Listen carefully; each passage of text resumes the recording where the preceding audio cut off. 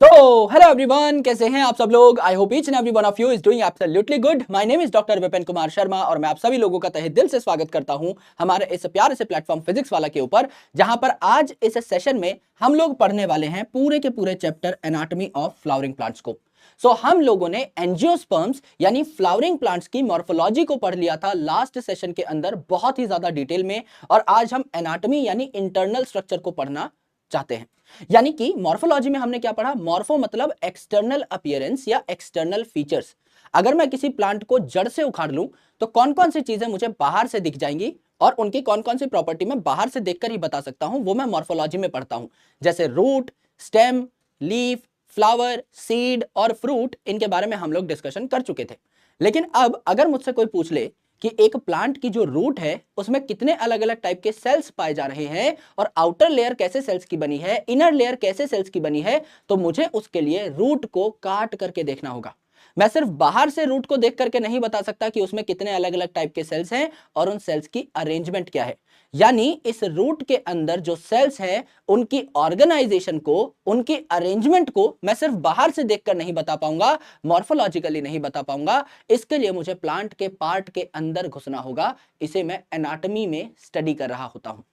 यानी कि अगर मुझे लीफ को स्टडी करना है, मैं लीफ को क्या करूंगा, स्लाइस करूंगा, मैं लीफ को काटूंगा और मैं ये देख पाऊंगा कि लीफ में कितने अलग अलग टाइप के सेल्स हैं, कौन से सेल्स की लेयर बाहर पड़ी हुई है या कौन से सेल की लेयर अंदर का स्ट्रक्चर बना रही है। ये सारी चीजें मुझे पता लग जाएंगी।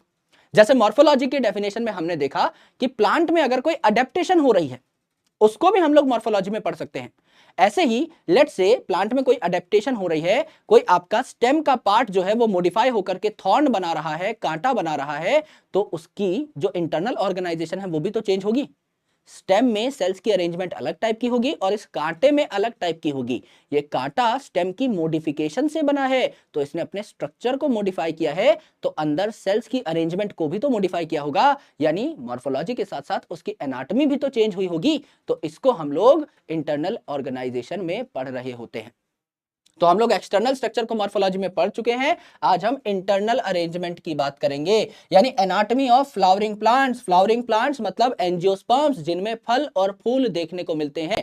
फ्लावरिंग प्लांट्स यानी यही वो प्लांट्स है जिनमें फ्लावर देखने को मिलेगा, और यहां पर जो सीड है they are going to be covered with fruits. यानी यहां पर जो ओव्यूल हैं वो ओवरी द्वारा कवर्ड होते हैं और जो सीड्स हैं वो फ्रूट द्वारा कवर्ड होते हैं। इन्हें हम फ्लावरिंग प्लांट कह रहे होते हैं। इनकी एनाटॉमी को हमें पढ़ना है, यानी इंटरनल ऑर्गेनाइजेशन को हमें पढ़ना है। और कोई भी ऐसा प्लांट का पार्ट जिसमें अडेप्टेशन शो हो रही है, तो इंटरनल जो सेल्स की ऑर्गेनाइजेशन है वो भी पक्का चेंज होगी। लेट्स से आपकी हरी भरी स्टेम है, हरी भरी स्टेम है मतलब इसमें खूब सारे क्लोरोप्लास्ट होंगे। अगर ये हरी भरी स्टेम मॉडिफाई होकर के कांटा बना लेती है, वुडी कांटा बना लेती है, तो जाहिर सी बात है इसमें क्लोरोप्लास्ट कम होंगे, सेल भी आपके अलग तरीके से अरेंज होंगे। तो इसको भी हमें एनाटॉमी में पढ़ना होता है, अडेप्टेशंस को भी हमें एनाटॉमी में पढ़ना होता है। So arrangement of cell in various organs of plants, इसमें स्पेसिफिकली आप लोग 3 वेजिटेटिव ऑर्गन्स को पढ़ते हैं, यानी रूट को, स्टेम को और लीफ को, जिसमें हम मॉर्फोलॉजी पढ़ के आए हैं ऑलरेडी। उन्हीं की हमें इंटरनल स्ट्रक्चर और ऑर्गेनाइजेशन को पढ़ना होता है। तो आप यहां पर मोनोकॉट और डाइकॉट का कंपैरिजन करेंगे। बेसिकली इस चैप्टर में आप पहले तो टिश्यूज के बारे में पढ़ेंगे, अलग अलग टाइप के सेल्स जो प्लांट में पाए जाते हैं उनके बारे में पढ़ेंगे, उनका स्ट्रक्चर कैसा होता है ये आप जानेंगे। फिर आप मोनोकॉट रूट की और डाइकॉट रूट की स्टडी करेंगे कि इन दोनों में क्या क्या सिमिलैरिटीज और डिफरेंसेस हैं। फिर आप मोनोकॉट स्टेम और डाइकॉट स्टेम के डिफरेंसेस की बात कर रहे होंगे या सिमिलैरिटीज की बात कर रहे होंगे। और फिर आप मोनोकॉट लीफ और डाइकॉट लीफ की सिमिलैरिटीज या डिफरेंसेस के बारे में चर्चा कर रहे होंगे। यानी हमें बेसिकली मोनोकॉट और डाइकॉट को कंपेयर करना है। कंपेयर करने का मतलब यह नहीं होता कि हम सिर्फ डिफरेंसेस बताएं।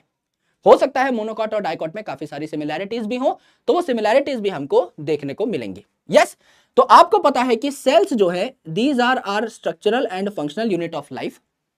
सेल्स जो है ये अरेंज होकर के टिश्यू बनाते हैं। सेल्स के गुच्छे को हम टिश्यू कहते हैं। एग्जैक्ट डेफिनेशन क्या है टिश्यू की, ये मैं आपको 2 मिनट बाद बताता हूं। एंड ये जो टिश्यूज हैं ये आगे चल के आपके ऑर्गन्स बना रहे होते हैं। तो प्लांट में आपको पता है the highest level of organization is organ level of organization. Plant में कोई ऑर्गन सिस्टम नाम की चीज नहीं होती, जैसे हमारे अंदर रेस्पिरेटरी सिस्टम है, सर्कुलेटरी सिस्टम है, डाइजेस्टिव सिस्टम है। प्लांट में ऐसा कोई आपको ऑर्गन सिस्टम देखने को नहीं मिलता। यहां पे हाईएस्ट लेवल ऑफ ऑर्गेनाइजेशन जो है वो है ऑर्गन लेवल, यानी यहां पर आपका जो लीफ है वो एक फोटोसिंथेटिक ऑर्गन है, स्टेम जो है वो ऑर्गन फॉर सपोर्ट है, रूट जो है ये आपका ऑर्गन है जो कि वाटर और मिनरल एब्जॉर्प्शन में हेल्प करता है, प्लांट की एनकरेजमेंट में हेल्प करता है, उसको सॉइल के साथ कनेक्ट करता है। तो ये सारे ऑर्गन्स हैं। जो आपका फ्लावर है basically it is reproductive organ, तो ऑर्गन सिस्टम नहीं है, हाईएस्ट लेवल ऑफ ऑर्गेनाइजेशन जो है ये आपकी ऑर्गन है। तो हमें यहां पर एनाटॉमी में रूट, स्टेम और लीफ को अच्छे तरीके से पढ़ना है। इसमें किस किस तरीके से सेल्स अरेंज्ड होते हैं ये हमको देखना है, और मोनोकॉट वर्सेस डाइकॉट फिर हम देखेंगे, है ना। तो यहां पर आपके कितने अलग अलग टाइप के सेल्स हैं और किस तरीके से अरेंज्ड है ये हम डायग्राम बना करके देखेंगे मोनोकॉट और डाइकॉट के अंदर। दोस्तों सबसे पहले तो हम लोग टिश्यू की डेफिनेशन देख लेते हैं। अभी मैंने आपको बताया कि सेल्स जो है मिलकर के टिश्यू बनाते हैं, लेकिन किस टाइप के सेल्स? क्या कोई भी 2 3 4 सेल साथ में आ जाए तो उनको टिश्यू बोल देंगे? नहीं। सिर्फ टिश्यू जो है वो सेल का गुच्छा नहीं है, उन सेल्स की कुछ प्रॉपर्टी भी होती है। तो group of cells which are similar in origin, ये जो आपके सेल्स हों ये ओरिजिन में एकदम सिमिलर हों। जैसे स्टेम के जितने भी सेल्स होते हैं ये सारे शूट एपिकल मेरिस्टम से ही तो बने हैं। सारे के सारे सेल्स को शूट एपिकल मेरिस्टम ने ही बनाया है। पूरी शूट जो है शूट एपिकल मेरिस्टम के सेल से ही बनी है, एंड पूरी रूट के जो सेल्स हैं वो रूट एपिकल मेरिस्टम के सेल्स ने ही बनाए हैं। तो पूरी शूट के जितने भी सेल्स हैं इनका ओरिजिन सेम हो गया, पूरी रूट के जितने भी सेल्स हैं इनका ओरिजिन सेम हो गया। तो ओरिजिन तो आपका सेम होना ही चाहिए। तो जितने भी रूट के सेल हैं ये रूट एपिकल मेरिस्टम यानी रैम के बनते हैं, और जितने भी शूट के सेल हैं ये शूट एपिकल मेरिस्टम यानी सैम के बनते हैं। They usually perform similar function, यानी ज्यादातर केसेस में सिमिलर फंक्शन परफॉर्म करते हैं, है ना। यहां पर देखिए जैसे कि आपका लेट्स से एक टिश्यू है जिसको हम जाइलम कहते हैं। तो जाइलम में भी अलग अलग चीजें हैं। जाइलम ट्रैकीड भी है, जाइलम वेसल भी है जो पानी का ट्रांसपोर्ट कर रहे होते हैं, और बाकी जो एलिमेंट्स हैं जाइलम के जिन्हें हम फाइबर्स कहते हैं वो आपका हेल्प कर रहे होते हैं इस प्रोसेस में। तो ओवरऑल एक ही प्रोसेस को कराने में ये आपका अपने अपने तरीके से कंट्रीब्यूशन दे रहे होते हैं। एंड यहां पर लिखा हुआ है they may or may not have similar structure. They may or may not have similar structure, यानी हो सकता है कि आपके एक टिश्यू में जो सेल्स हों वो सारे एक जैसे दिखते हों, पर यह भी हो सकता है कि वो एक जैसे ना दिखते हों।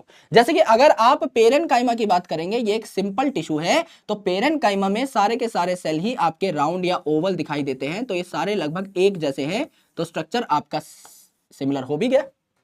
एंड अगर आप बात करें जाइलम एंड फ्लोएम की, तो जाइलम में 4 अलग अलग प्रकार के आपके सेल्स पाए जाते हैं, जैसे कि आपका ट्रैकीड, जैसे आपका वेसल, जैसे जाइलम का फाइबर एंड जाइलम का पेरेन्काइमा। पेरेन्काइमा जो है वो जहां पर बनाया है मैंने गोल मटोल वैसा ही होगा, है ना। आपका फाइबर जो है ये बाल जैसा होगा, आपकी वेसल जो है ये वेसल जैसी होगी यानी पाइप जैसी होगी, एज वेल एज आपकी ट्रैकीड जो है ये इलोंगेटेड होगी, ट्यूब लाइक स्ट्रक्चर होगी। तो ये चारों अलग अलग आपके दिखाई दे रहे हैं, इनका स्ट्रक्चर डिफरेंट है, पर ये आपके सेम ही टिश्यू के मेंबर हैं, यानी जाइलम के ही मेंबर हैं। तो एक ही टिश्यू में अलग अलग शेप एंड साइज के सेल्स भी पाए जा सकते हैं। जैसे फ्लोएम है तो इसमें भी आपके 4 अलग अलग टाइप के सेल्स पाए जाते हैं, आपका फ्लोएम फाइबर और फ्लोएम पेरेन्काइमा, जो कि जाइलम में भी पाया जा रहा था। यहां पर जाइलम फाइबर और जाइलम पेरेन्काइमा थे, यहां फ्लोएम फाइबर और फ्लोएम पेरेन्काइमा है। यहां कंपेनियन सेल देखने को मिल रहे हैं, एंड यहां पर सीव ट्यूब देखने को मिल रही है। तो ये जो सीव ट्यूब है इसका भी ट्यूब जैसा स्ट्रक्चर होगा, और इसके साथ में कंपेनियन के तौर पे पाए जाएंगे कंपेनियन सेल। तो यहां पर इनका जो स्ट्रक्चर है ये डिसिमिलर होता है। तो आपने यहां देखा कि टिश्यू जो है सेल्स का एक गुच्छा है, जहां पर सेल्स जो है इनका ओरिजिन कॉमन होना चाहिए, इनका जो स्ट्रक्चर है ये सेम भी हो सकता है, डिफरेंट भी हो सकता है, और ये यूजुअली यानी ज्यादातर केसेस में सेम ही फंक्शन परफॉर्म कर रहे होते हैं। ऐसे सेल्स के गुच्छों को हम टिश्यू कहते हैं। ये तीनों कंडीशन आपके यहां पर सेटिस्फाई होनी चाहिए। अगर आप देखें तो यहां पर आपकी ग्रोथ कैसे होती है प्लांट में, वो मैं आपको समझाने की कोशिश करता हूं। ये आपका सॉइल लेवल है। सॉइल में आपने क्या किया, मिट्टी को खोदा और नीचे एक सीड आपने यहां पर बो दिया। ये जो सीड है इसमें 2 पार्ट है बेसिकली, एक आपका एम्ब्रियो का रेडिकल पार्ट है, एक आपका प्लूम्यूल पार्ट है। आपको पता है रेडिकल जो है ये आगे चल के क्या बनाएगा, रूट सिस्टम बनाएगा, और प्लूम्यूल जो है ये आगे चल के क्या बनाएगा, आपका शूट सिस्टम बनाएगा। शूट ऊपर की साइड ग्रो करेगी और रूट नीचे की साइड। अब रूट जो है नीचे और बड़ी होती जा रही है। यहां पर है रूट की एपेक्स पे रूट एपिकल मेरिस्टम सेल, और यहां शूट की एकदम टिप पे पाए जा रहे हैं शूट एपिकल मेरिस्टम सेल। जो ये रूट एपिकल मेरिस्टम के सेल हैं, नीचे की साइड सेल थोड़ी ऐड करेंगे मिट्टी में, ये ऊपर की साइड सेल ऐड करेंगे रीजन ऑफ इलोंगेशन की तरफ। मॉर्फोलॉजी में पढ़ाया था, ये रीजन ऑफ मेरिस्टेमेटिक एक्टिविटी के जो सेल हैं, ये रीजन ऑफ इलोंगेशन की तरफ सेल्स ऐड करेंगे। सिमिलरली यहां पर टिप ऊपर की साइड है, तो ये नीचे की साइड सेल्स ऐड कर रहे होंगे, शूट जो है आपकी और बड़ी हो रही होगी। सो विद टाइम आपकी शूट और बड़ी हो जाएगी। पहले प्लांट की हाइट इतनी थी, अब ये जो आपकी शूट है ये और बड़ी हो गई। यस, पहले रूट की हाइट इतनी थी, अब ये जो है आपकी और बड़ी हो गई। तो जो शूट है वो नीचे की साइड सेल ऐड करती जा रही है, तो ऊपर की साइड इसको धक्का लगता जा रहा है। यस, मैं अपने पैर के नीचे एक एक ईंट रखते जाऊं तो मेरा लेवल तो बढ़ता ही चला जाएगा ना। तो शूट अगर अपने नीचे भी सेल ऐड कर रही है तो भी शूट की लंबाई बढ़ती रहेगी। अब पहले जो है आपकी शूट एपिकल मेरिस्टम यहां पे थी, अब यहां पर आ गई एपेक्स पे। यहां पर कुछ शूट एपिकल मेरिस्टम के सेल्स छूट जाते हैं। पहले प्लांट की हाइट इतनी थी, अब इतनी हो गई। यहां पर थी पहले शूट एपिकल मेरिस्टम, यहां पर कुछ शूट एपिकल मेरिस्टम के सेल्स जो है, कुछ मेरिस्टेमेटिक सेल्स जो है ये छूट गए। इन्होंने क्या बना दिया, एक्सिलरी बड बना दिया। ये जो मेरिस्टेमेटिक सेल्स हैं ये डिवाइड कर करके आपके क्या कर लेते हैं, एक्सिलरी बड जो है इन जगह पर आपके लीव्स या ब्रांचेस आ सकती हैं। आपने मॉर्फोलॉजी के लेक्चर में पढ़ा था, तो यहां से आपके एक्सिलरी बड जो है लीव्स और ब्रांचेस जनरेट कर सकते हैं। करेक्ट। तो यहां पे आपके कुछ सेल्स छूटे, इस नोड से आपकी लीफ वगैरह जनरेट हो सकती है। यहां देखिए आपका शूट एपिकल मेरिस्टम अब आपका और ऊपर बढ़ गया, तो यहां कुछ सेल्स छूट गए, तो यहां भी आपकी लीफ बन सकती है। यहां भी आपका एक एक्सिलरी बड आपको देखने को मिला। सो बीच बीच में आपके टिश्यू पैचेस जो हैं ये छूट जाते हैं। तो एक्सिलरी बड क्या है, when shoot grows it leaves a patch of meristematic tissue. जैसे जैसे शूट आपकी बढ़ती जा रही है, पीछे पीछे आपका मेरिस्टेमेटिक टिश्यू का एक पैच जो है, एक धब्बा जो है वो छूटता हुआ चला जा रहा है। वहां वहां आपका एक्सिलरी बड आ जाएगा। पहले शूट की हाइट इतनी थी, तो यहां एक एक्सिलरी बड आ जाएगा। फिर शूट की हाइट इतनी थी, तो यहां एक एक्सिलरी बड आ जाएगा। जैसे जैसे आपका प्लांट लंबा होता जाएगा, शूट लंबी होती जाएगी, आपके बीच बीच में एक्सिलरी बड्स छूटते चले जाएंगे, यहां से लीव्स और ब्रांचेस निकलती चली जाएंगी। यहां देखिए ये है इंटर कैलरी मेरिस्टम। इंटर मतलब बीच में, इन बिटवीन। किसके बीच में, कैलरी यानी मैच्योर्ड टिश्यूज के बीच में। ऐसे मेरिस्टेमेटिक सेल्स जो कि मैच्योर्ड टिश्यूज के बीच बीच में पाए जा रहे हैं उन्हें इंटर कैलरी मेरिस्टम कहा जाता है। जैसे ग्रासेस, तो ये जो ग्रासेस है मेरे दोस्त, यहां बीच बीच में जो पिंक कलर के पैच हैं ये आपके क्या है, इंटर कैलरी मेरिस्टम है। अब ये ग्रासेस हैं, यहां पर क्या आई, एक गाय आई और उन्होंने ऊपर ऊपर की जो ग्रासेस हैं इनको खा डाला, कुतर डाला, है ना। यानी ये जो शूट एपिकल मेरिस्टम है इसको खा डाला। शूट एपिकल मेरिस्टम तो शूट के एपेक्स पे देखने को मिलेगी, गाय ये तो खा गई। फिर भी ये जो घास है ये दोबारा से आपकी बड़ी हो जाती है, रीजनरेट हो जाती है। क्यों रीजनरेट हो जाती है मेरे दोस्त, क्योंकि यहां पर बीच बीच में आपके क्या है, इंटर कैलरी मेरिस्टम के सेल्स पाए जा रहे हैं, मेरिस्टेमेटिक सेल्स पाए जा रहे हैं। दोबारा से घास को क्या कर देंगे, ग्रो कर देंगे, जो कि ग्रेज कर ली गई थी। किसी बकरी ने, किसी गाय ने, किसी भैंस ने घास का ये हिस्सा खा लिया था, इसको दोबारा से आप क्या कर सकते हो, रीजनरेट कर सकते हो, रीग्रो कर सकते हो। करेक्ट। तो ऐसे मेरिस्टेमेटिक टिश्यूज जो प्लांट की लंबाई बढ़ाने में हेल्प करते हैं, इन्हें हम कहते हैं प्राइमरी मेरिस्टम। प्राइमरी, सबसे पहला काम क्या है, प्लांट आपने ग्रो किया है तो वो लंबा होगा।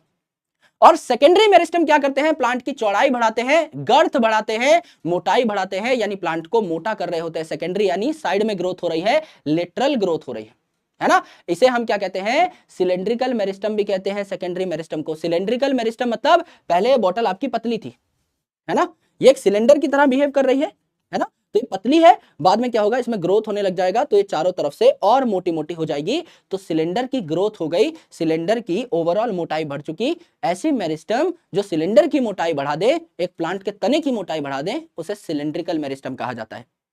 और ऐसी मेरिस्टम जो प्लांट की लंबाई बढ़ा दे, उसे प्राइमरी मेरिस्टम कहा जाता है। यस। तो अगर आप देखें तो प्लांट में ग्रोथ दो टाइप की होती है। सबसे पहले जब प्लांट ग्रो करता है तो अपनी लंबाई ही बढ़ाता है। प्लांट में मोटा तना जो है वो बहुत बाद में आता है, पहले प्लांट की लंबाई बढ़ती है। तो प्राइमरी ग्रोथ जो है ये आपकी इनिशियल ग्रोथ कहलाती है, इसमें प्लांट की लंबाई बढ़ती है। तो ये जो लंबाई है ये ऐसे सेल्स की वजह से भी बढ़ सकती है जो एपेक्स पे पाए जा रहे हैं, यानी रूट और शूट की टिप पे। शूट की टिप पे इन्हें कहा शूट एपिकल मेरिस्टम, रूट की टिप पे इन्हें कहा रूट एपिकल मेरिस्टम। और मेरे दोस्त ये आपके बीच बीच में भी पाए जा सकते हैं, जैसे इंटर कैलरी मेरिस्टम, ये भी तो लंबाई बढ़ा रहे हैं घास की दोबारा, तो ये भी प्राइमरी मेरिस्टम ही हुए।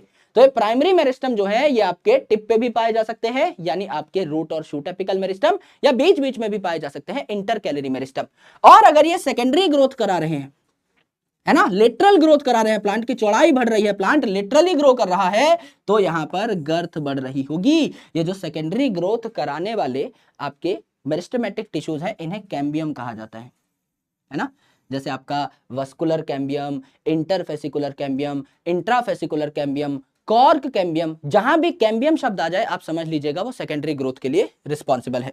तो जो सेकेंडरी ग्रोथ है डाइकॉट में देखने को मिलती है, कॉम्प्लेक्स प्लांट्स में देखने को मिलती है, एंड जिम्नोस्पर्म्स में भी आपको सिकोआ गाइगेंटिका देखने को मिल रहा था, जो कि एक बहुत भारी भरकम पेड़ था, जिसके बारे में हमने प्लांट किंगडम चैप्टर में पढ़ा था।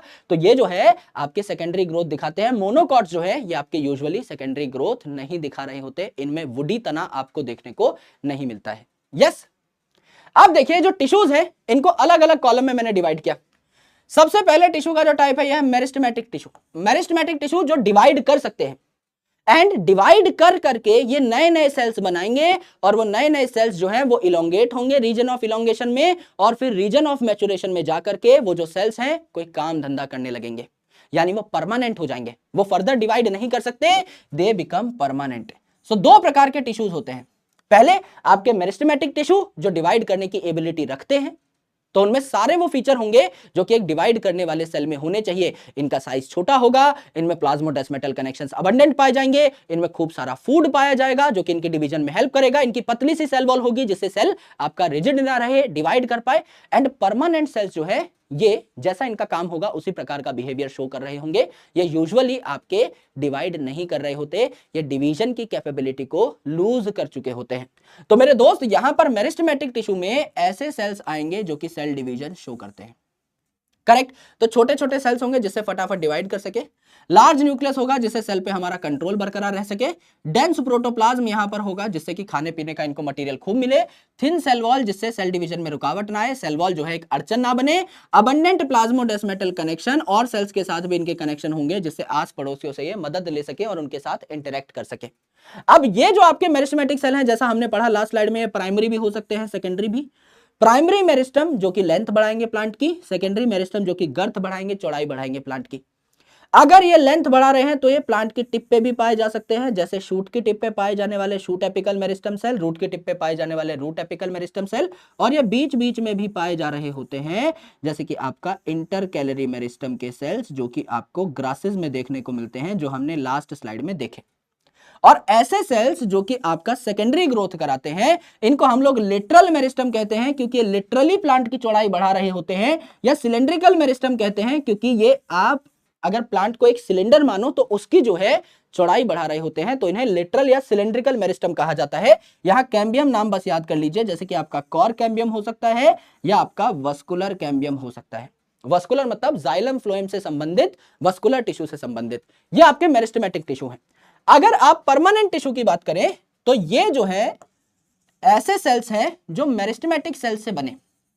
अब जाहिर सी बात है मेरिस्टेमेटिक सेल्स जब डिवाइड करेंगे तो ही प्लांट में नए नए सेल्स आ पाएंगे, तो परमानेंट टिश्यूज जो हैं ये भी मेरिस्टेमेटिक टिश्यूज की डिवीजन से ही बनते हैं, फिर ये मॉडिफाई हो जाते हैं, डिफरेंशिएट हो जाते हैं और एक काम धंधा करने लग पड़ते हैं, यानी ये फर्दर डिवाइड नहीं करते, ये मॉडिफाई हो जाते हैं, अपने आप को डिफरेंशिएट कर लेते हैं।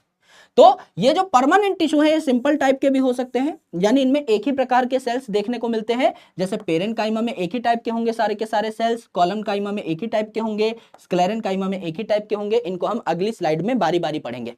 एंड मेरे दोस्त कॉम्प्लेक्स परमानेंट टिश्यूज वो हो सकते हैं, कॉम्प्लेक्स है, इनमें डिफरेंट टाइप के सेल्स आपको देखने को मिल सकते हैं। जैसे जाइलम जो है इसमें 4 अलग अलग टाइप के सेल थे, tracheid, vessel, xylem parenchyma and xylem fibre. Similarly आपका फ्लोएम जो था इसमें भी 4 अलग अलग टाइप के सेल्स थे, आपका सीव ट्यूब, उसके अलावा कंपेनियन सेल थे, उसके अलावा आपका phloem parenchyma and phloem fibre यहां पर आपको देखने को मिल रहे थे। तो अब हम लोगों को क्या करना है, parenchyma, collenchyma, sclerenchyma, xylem and phloem, इन पांचों की स्टडी करनी है वन बाय वन, जिससे कि हमको सारे परमानेंट टिश्यूज जो हैं वो याद हो जाए, सिंपल टाइप के भी और कॉम्प्लेक्स टाइप के भी, करेक्ट।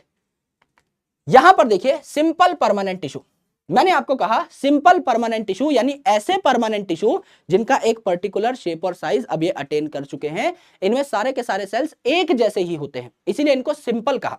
तो ये जो सिंपल परमानेंट टिश्यू है ये पेरेन्काइमा भी हो सकते हैं, प्लांट में ज्यादातर जो आपके सेल्स होते हैं ना, लिविंग सेल्स, ये आपके पेरेंट काइमा ही होते हैं। तो प्लांट की मेजर बॉडी ये पेरेंट काइमा सेल्स ही बना रहे होते हैं। Major part of the body parenchyma ही बना रहे होते हैं। ये आइसो डायमेट्रिक सेल होते हैं। आइसो मतलब सेम, डायमेट्रिक यानी डायमीटर, यानी इनका साइज, इनकी शेप लगभग एक जैसी होती है। यहां पर ये आपको स्फेरिकल देखने को मिल रहे हैं, यहां पर ये आपको स्फेरिकल देखने को मिल रहे हैं। यस, तो ये स्फेरिकल है, लिविंग सेल है, तो इनमें आपकी सेल वॉल जो है सेल्यूलोज की होगी, जो कि प्लांट सेल में होनी ही चाहिए। यस, यूजुअली ये जो सेल्स हैं टाइटली पैक्ड होते हैं, लेकिन बीच में थोड़ा थोड़ा सा गैप आपको देखने को मिल सकता है। इसे हम कहते हैं इंटरसेलुलर स्पेस। तो छोटा मोटा इंटरसेलुलर स्पेस यहाँ पे देखने को मिलता है, सिर्फ इसी में देखने को मिलता है और किसी में नहीं। यहाँ पे सेल्स देख लो आपके बहुत टाइटली पैक्ड है, यहाँ पे बिल्कुल भी इंटरसेलुलर स्पेस आपको नहीं देखने को मिल रहा है ना। तो यहां पर थोड़ा बहुत इंटरसेलुलर स्पेस देखने को मिल रहा है, इसका मतलब ये पक्का पेरेन्काइमा होगा। यस, यहां पर इनके फंक्शन क्या है? S3। S3 मतलब S से शुरू होने वाले 3 फंक्शन। ये क्या करते हैं? सिंथेसिस करते हैं, यानी खाना बनाते हैं। अब खाना बना लिया है तो खाना खुद के पास स्टोर भी कर लेंगे, गोल मटोल सेल है तो खाना स्टोर कर लेंगे, और स्टोर करने के बाद और खाना बच गया तो सिक्रीट भी कर देंगे, बाहर वालों को भी दे देंगे। यानी सबसे पहले खाना बनाया, खाना स्टोर किया और खाना आगे सिक्रीट कर दिया। कोई और भी केमिकल सिक्रीट करने का ये काम कर सकते हैं। ओवरऑल आपको 3 शब्द याद करने हैं। चीजों के सिंथेसिस भी करते हैं, स्टोरेज भी करते हैं, अलग अलग सब्सटेंस स्टोर कर सकते हैं और सिक्रीट भी कर सकते हैं। खाने से बस हमने एक रेफरेंस बनाया है, क्योंकि हरे भरे सेल है तो ये फोटोसिंथेटिक भी होते हैं। यहां देखिए आपका कॉलेनकाइमा, ये भी आपका पेरेन्काइमा की तरह लिविंग सेल है ना। इनमें भी आइसोडायमेट्रिक कंडीशन देखने को मिलती है। सारे के सारे लगभग एक ही साइज के, एक ही शेप के होते हैं। एक सेल जैसा बचे हुए भी आपके वैसे ही सेल्स देखने को मिलते हैं। क्लोरोप्लास्ट इनमें पाए भी जा सकते हैं, नहीं भी पाए जा सकते, कोई कंपलसरी यहां पर कंडीशन नहीं है। अगर क्लोरोप्लास्ट पाए जाएंगे तो ये भी खाना बना रहे होंगे, अगर क्लोरोप्लास्ट नहीं पाए जा रहे तो खाना नहीं बना रहे होंगे। दोनों कंडीशन है यहां पर। अब देखिए यहां पर आपका हेक्सागोनल सा सेल मैंने लिया है। ये जो हेक्सागोनल सेल्स है ना, इनकी जो कॉर्नर्स हैं, इन पे आपको क्या देखने को मिल रही है? इन पे थिकनिंग आपको देखने को मिल रहे हैं कॉर्नर्स पे, और कॉर्नर पे थिकनिंग है। जो कॉर्नर है ये आपने सील कर दिए हैं, तो बिल्कुल भी जगह बचती नहीं है। जैसे ये वाला इलाका देखिए, यहाँ ये कॉर्नर भी सील कर दिया, ये कॉर्नर भी सील कर दिया, ये कॉर्नर भी सील कर दिया, तो यहाँ पे ओवरऑल बिल्कुल भी जगह बची नहीं है। इंटरसेलुलर स्पेस यहाँ पर एब्सेंट हो जाता है, बिल्कुल जगह इन सेल्स के बीच में नहीं बचती। और ये जो कॉर्नर है ये सेल्यूलोज के साथ साथ हेमीसेल्यूलोज और पेक्टिन भी लेकर बैठे होते हैं। यानी पेरेन्काइमा में सिर्फ सेल्यूलोज देखने को मिल रहा था सेल वॉल में, यहां हेमीसेल्यूलोज और पेक्टिन भी देखने को मिल रहा है। यस, और इस वजह से हेमीसेल्यूलोज और पेक्टिन की वजह से मैकेनिकल सपोर्ट या मैकेनिकल स्ट्रेंथ मिलती है इस पर्टिकुलर टिश्यू को।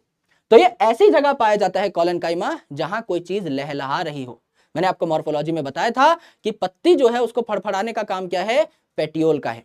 एंड आपकी हरी भरी जो स्टेम है यंग प्लांट की, वो भी फड़फड़ा सकती है, क्योंकि उसकी स्टेम अभी वुडी नहीं हुई है। तो आपका यंग ग्रीन प्लांट की स्टेम है, एज वेल एज जो फड़फड़ाती हुई पत्ती है उसका पेटियोल है। इनमें आपको कॉलेनकाइमा देखने को मिलता है, जिससे पत्ती या यंग स्टेम टूट ना जाए। यहां पर अगर आप देखें मेरे भाई, तो ये जो आपका कॉलेनकाइमा है, इसके सेंटर पे वैक्यूल पाया जा रहा है बड़ा सा, और साइटोप्लाज्म जो है इस वैक्यूल के चारों ओर पाया जाएगा। तो पेरिफेरल प्रोटोप्लाज्म या साइटोप्लाज्म है, और वैक्यूल प्लांट सेल में वैसे भी सेंटर पे होता है, तो आपको देखने को मिला। स्क्लेरेन्काइमा जो है ये आपके डेड होते हैं मैच्योरिटी पे, यानी ये जो सेल्स हैं ये डेड हो जाते हैं, क्योंकि इनमें किसकी कोटिंग आ जाती है? लिग्निन की कोटिंग आ जाती है।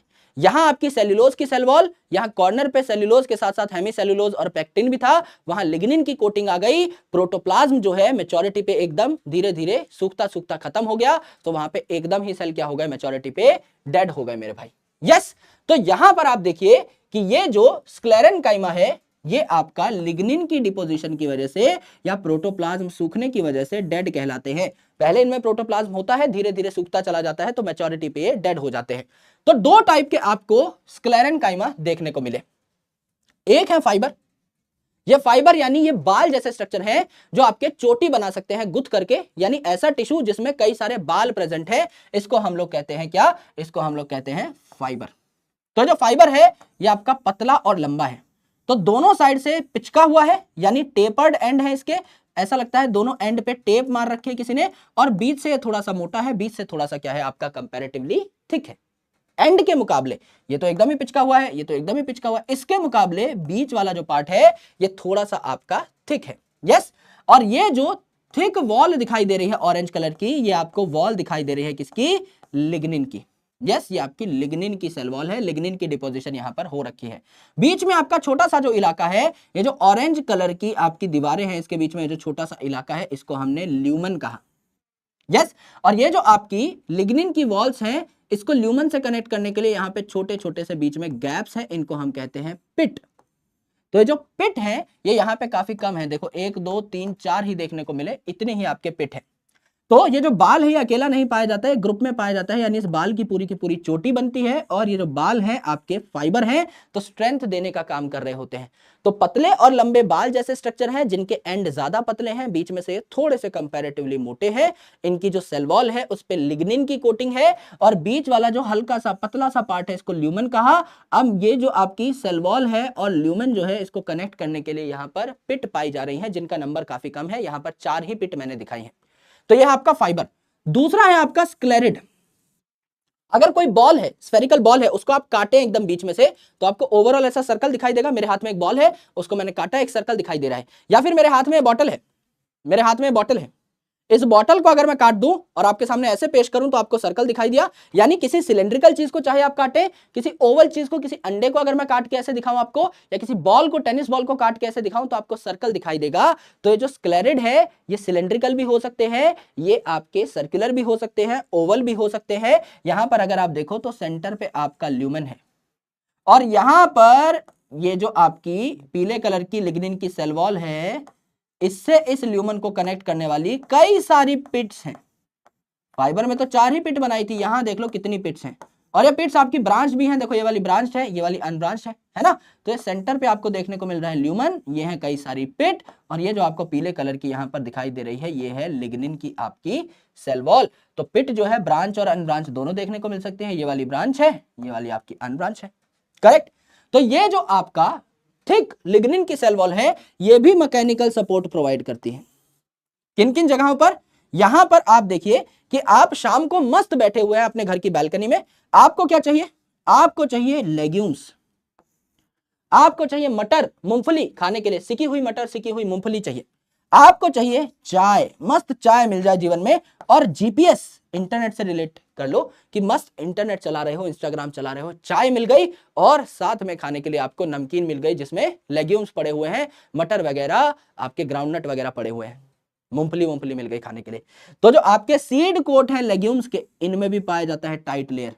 जो पत्तियां हैं आपकी टी की, इनमें भी पाया जाता है। एंड जीपीएस यानी गुआवा, पियर और सपोटा जो है, इनके पल्प में भी आपको देखने को मिलता है क्या? ये थिक लेयर, जिसे हम कह रहे होते हैं क्या? लिग्निन, जो कि आपका बेसिकली यहां पाया जाता है स्क्लेरेनकाइमा के अंदर, करेक्ट।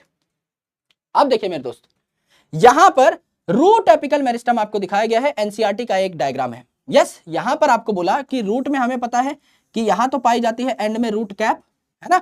तो इसके जस्ट पास पाए जाते हैं meristematic cell, root apical meristem. इसके ऊपर पाया जाएगा रीजन ऑफ इलोंगेशन, फिर आपका रीजन ऑफ मैचुरेशन। अगर आप प्लांट में देखें तो बाहर से अंदर की साइड कुछ सेल्स भी आपके लगे हुए होते हैं। जैसे यहां पर ये जो बाहर वाली लेयर है, इसको क्या कह दिया? प्रोटोडर्म। प्रोटोडर्म, प्रोटो मतलब प्रिमिटिव, डर्मा मतलब लेयर, तो ये सबसे आउटर लेयर है मेरे भाई। आगे चल के इसको एपिडर्मिस कहेंगे। ये तो यंग प्लांट है, आगे चल के इस प्रोटोडर्म से एपिडर्मिस बन जाएगी, आउटर मोस्ट लेयर बन जाएगी। फिर इसके अंदर पाई जाती है आपकी कॉर्टेक्स, फिर आपके अंदर पाई जाती है कॉर्टेक्स, और कॉर्टेक्स के अंदर पाया जाता है आपका सेंट्रल सिलेंडर। सेंट्रल सिलेंडर जिसमें आपका पेरिसाइकिल आ गया, पिथ आ गया, यानी ये है आपका सेंट्रल सिलेंडर। इसके ऊपर पाई जा रही है आपकी क्या? आपकी पाई जा रही है यहाँ पर कॉर्टेक्स, और इसके भी बाहर पाई जा रही है आपकी क्या? आपकी पाई जा रही है एपिडर्मिस, जो कि प्रोटोडर्म से बनेगी। तो यहां क्या नाम दिया है एनसीईआरटी में? प्रोटोडर्म, कॉर्टेक्स और सेंट्रल सिलेंडर। प्रोटोडर्म आगे चल के एपिडर्मिस बना लेगी, प्लांट की सबसे बाहर वाली लेयर। उसके अंदर की साइड आपको देखने में मिलेगा कॉर्टेक्स, उसका नाम कॉर्टेक्स ही रहेगा। और अंदर जो सेंट्रल सिलेंडर है, इसमें पाई जाएंगी कॉर्टेक्स से भी अंदर वाली लेयर्स, यानी पेरिसाइकिल और पिथ, जो कि आपको 5-10 मिनट में समझ में आ जाएगा। ये टॉपिक हम लोग पढ़ने वाले हैं। यहां देखिए, आउटर टू इनर अगर आप देखें तो एपिडर्मिस सबसे बाहर वाली लेयर होती है प्लांट की, फिर हाइपोडर्मिस, एपी मतलब सबसे ऊपर वाली है, सबसे बाहर वाली, उसके बाद आपकी इसके नीचे हाइपो यानी इसके थोड़ी अंदर, फिर आते हैं आपकी कॉर्टेक्स, फिर आती है एंडोडर्मिस। ये कॉर्टेक्स की ही सबसे अंदर वाली लेयर है, कॉर्टेक्स की ही सबसे अंदर एंडो वाली लेयर एंडोडर्मिस, फिर आएगी आपकी पेरिसाइकिल, एंड फिर आएगी सेंटर पे आपकी पिथ। ये आपकी लेयर्स होती हैं आउटर टू इनर। तो यहां पर देखिए, यहां पर भी आपका रूट जो है इसका एक छोटा सा टुकड़ा काट के यहां पे दिखाया हुआ है। तो यहां है आपके रूट एपिकल मेरिस्टम के सेल्स, यहां पर पाई जा रही है बाहर की लेयर प्रोटोडर्म जो कि आगे चल के एपिडर्मिस बनेगी, फिर आपका बीच में मिल रहा है कॉर्टेक्स जो कि आगे चल के कॉर्टेक्स ही बनी रहेगी, एंड फिर है आपका सेंट्रल सिलेंडर जो कि आगे चल के क्या बन जाएगा मेरे भाई, आपका पेरिसाइकिल और पिथ बना रहा होगा। यहां पे आपको रूट एपिकल मेरिस्टम देखने को मिल रहे हैं, जिसको प्रोटेक्ट करती है कौन, रूट कैप प्रोटेक्ट करती है। ये हमने मॉर्फोलॉजी में भी सीखा था, आज भी सीख रहे हैं। सिमिलरली यहां पर शूट एपिकल मेरिस्टम अगर आप देखें तो यहां पाए जाएंगे। सर शूट की टिप तो यहां होनी चाहिए, यहां क्यों मिल रहे हैं ये? मेरे भाई अगर कोई आपकी हाइट नापे तो आपके सर की टिप देखेगा ना। अभी अगर मैं नॉर्मली खड़ा हूं तो मेरी हाइट कोई यहां नापेगा, अगर मैं हाथ ऐसे ऊपर करके खड़ा हो जाऊं तो मेरी हाइट इतनी थोड़ी हो जाएगी जो मेरे हाथ की टिप है, नहीं। इसी प्रकार से ये जो है आगे चल के लीफ बनेंगी, ये लीफ प्राइमोर्डिया है, ये आगे चल के लीफ बनेंगी।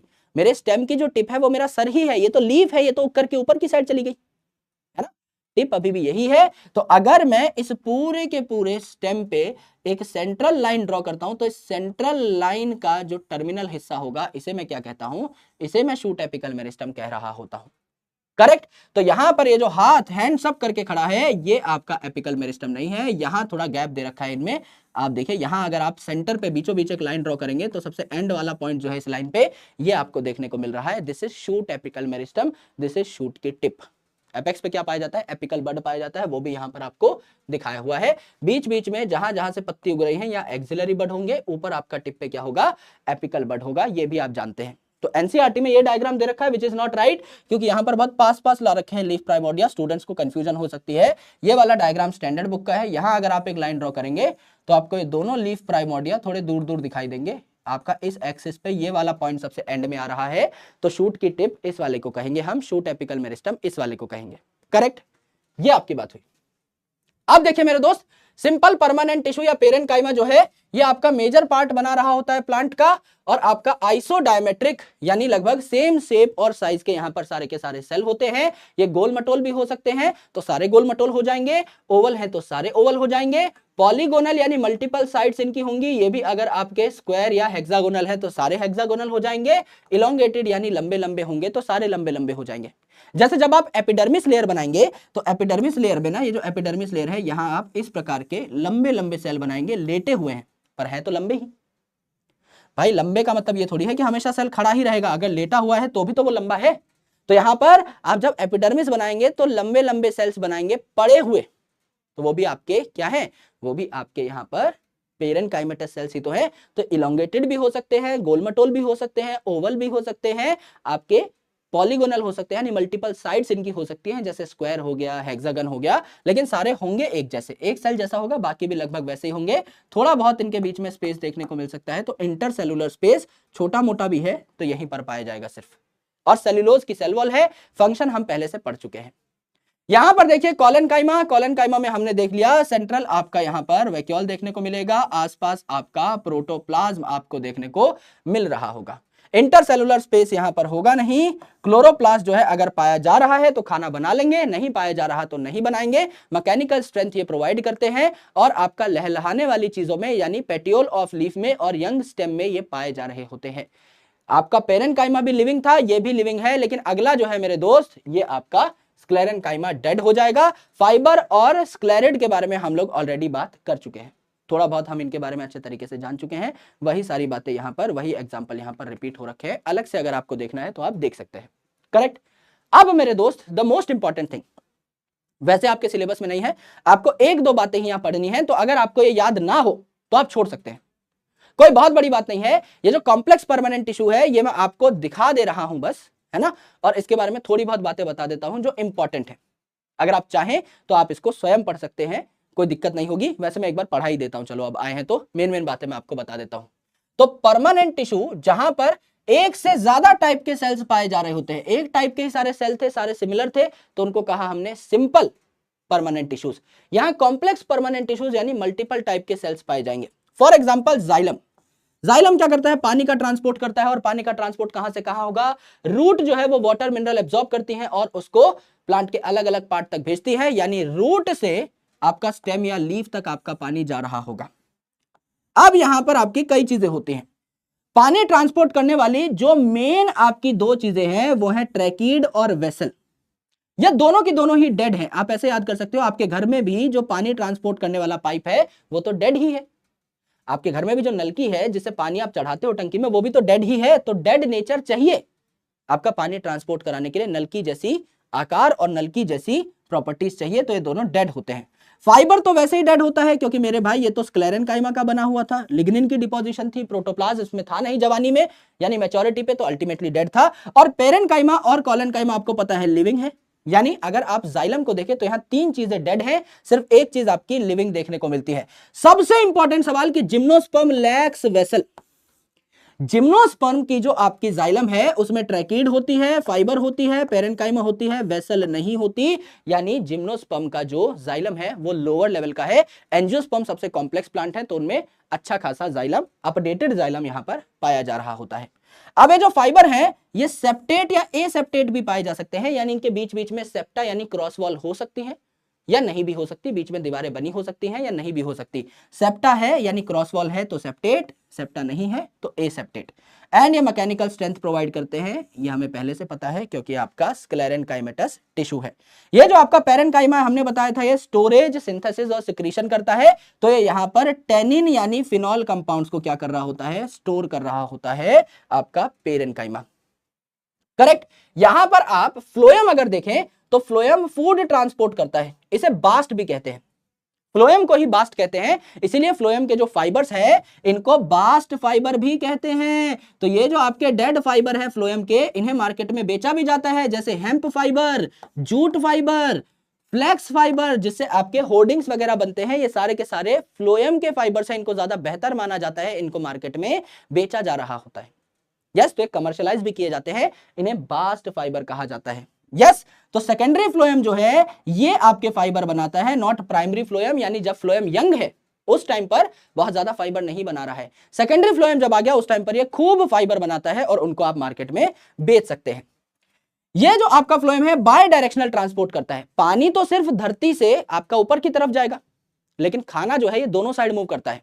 जैसे खाना बनाया लीफ ने और इसने भेज दिया स्टेम पे एंड रूट पे, तो नीचे की साइड। अब समझ लीजिए पतझड़ का मौसम आया और प्लांट के पत्ते सारे झड़ गए, तो जो स्टोर्ड फूड है रूट में और स्टेम में ये अब जाने लग जाएगा अलग अलग ब्रांचेस में, यानी नीचे से ऊपर भी खाना जा सकता है, ऊपर से नीचे भी जा सकता है। यहां पर आपको देखने को मिलती है मेन सीव ट्यूब, ऐसी ट्यूब जिसमें खाना बहता है, तो यहां ये लिविंग होगी। पानी ट्रांसपोर्ट करने के लिए नलकी चाहिए जो डेड होनी चाहिए, खाना लाने के लिए तो जोमेटो वाले भैया आएंगे ना, वो तो लिविंग होते हैं, तो यहां पर खाना जो ट्रांसपोर्ट करेगा वो तो लिविंग होगा मेरे भाई, है ना। तो ये आपका ट्रांसपोर्ट में हेल्प करेंगे और इनमें कोई न्यूक्लियस नहीं होगा, लेकिन सीव ट्यूब जो है एक्सेप्शनल केस है, इनमें न्यूक्लियस नहीं होता।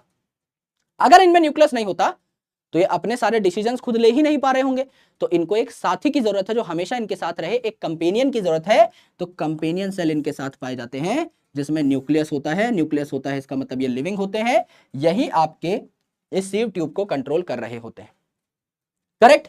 पेरेनकाइमा जो है ये ऑटोमेटिकली लिविंग होती है, हमें पता है। ये अलग अलग सब्सटेंस जैसे कि आपका फूड, रेजिन, लेटेक्स, म्यूसिलेज यानी कई चिपचिपे सब्सटेंस स्टोर कर रही होती है। यहां पे आपका टेनिन स्टोर कर रही थी, वहां पे आपका लेटेक्स, म्यूसिलेज वगैरह स्टोर करती है। फाइबर जो है आपके क्या होते हैं, डेड होते हैं, जैसा मैंने आपको बताया। अब यहां पर एंजियोस्पर्म में सारी की सारी चीजें प्रेजेंट है, जिम्नोस्पर्म में वेसल एब्सेंट थी। यहां पर भी एंजियोस्पर्म में सारी की सारी चीजें प्रेजेंट है। जो आपका जिम्नोस्पर्म है उसमें सीव ट्यूब ना होकर के सीव सेल होते हैं, लोअर लेवल की आपकी सीव सेल पाई जाती है, सीव ट्यूब नहीं। एल्बुमिनस सेल जो है ये यहां पर पाए जाते हैं, यहां पर कंपेनियन सेल नहीं पाए जाते, सीव ट्यूब नहीं सीव सेल, कंपेनियन सेल नहीं एल्बुमिनस सेल, ये आपके पाए जा रहे होते हैं। यानी यहां पर भी लोअर लेवल की फ्लोएम आपको देखने को मिलती है, कहां पर, आपके जिम्नोस्पर्म के अंदर, जबकि एंजियोस्पर्म में हायर लेवल की फ्लोएम देखने को मिलती है। यहां पर देखिए जाइलम जो है इसका मेन काम है वाटर को ट्रांसपोर्ट करना यूनिडायरेक्शनली, यानी कि आपका नीचे से ऊपर की साइड, रूट से आपका ऊपर की साइड। और ये जाइलम आपको मैकेनिकल स्ट्रेंथ भी प्रोवाइड कर सकती है क्योंकि इसमें फाइबर भी है, और ट्रैकीड और वेसल जो है ये भी डेड है, तो ये भी आपका मैकेनिकल स्ट्रेंथ प्रोवाइड कर सकते हैं। जैसे यहां पर देखिए ये है आपकी ट्रैकीड, तो वेसल जो है ये तो आपकी पूरी की पूरी पाइप जैसी है। ये जो ट्रैकीड है ये आपकी दोनों एंड जो है इसके पिचके हुए होते हैं, है ना, यानी दोनों एंड इसके क्लोज्ड है, टेपर्ड एंड्स है। और इसमें अलग अलग प्रकार की थिकनिंग हो रखी होती है, किसकी? आपकी लिग्निन की, क्योंकि ये भी डेड होते हैं ना, तो इनमें भी लिग्निन की थिकनिंग पाई जाती है। तो यहां पर आपकी देखो ऐसे रिंग लाइक पैटर्न पाई जा रही है ना।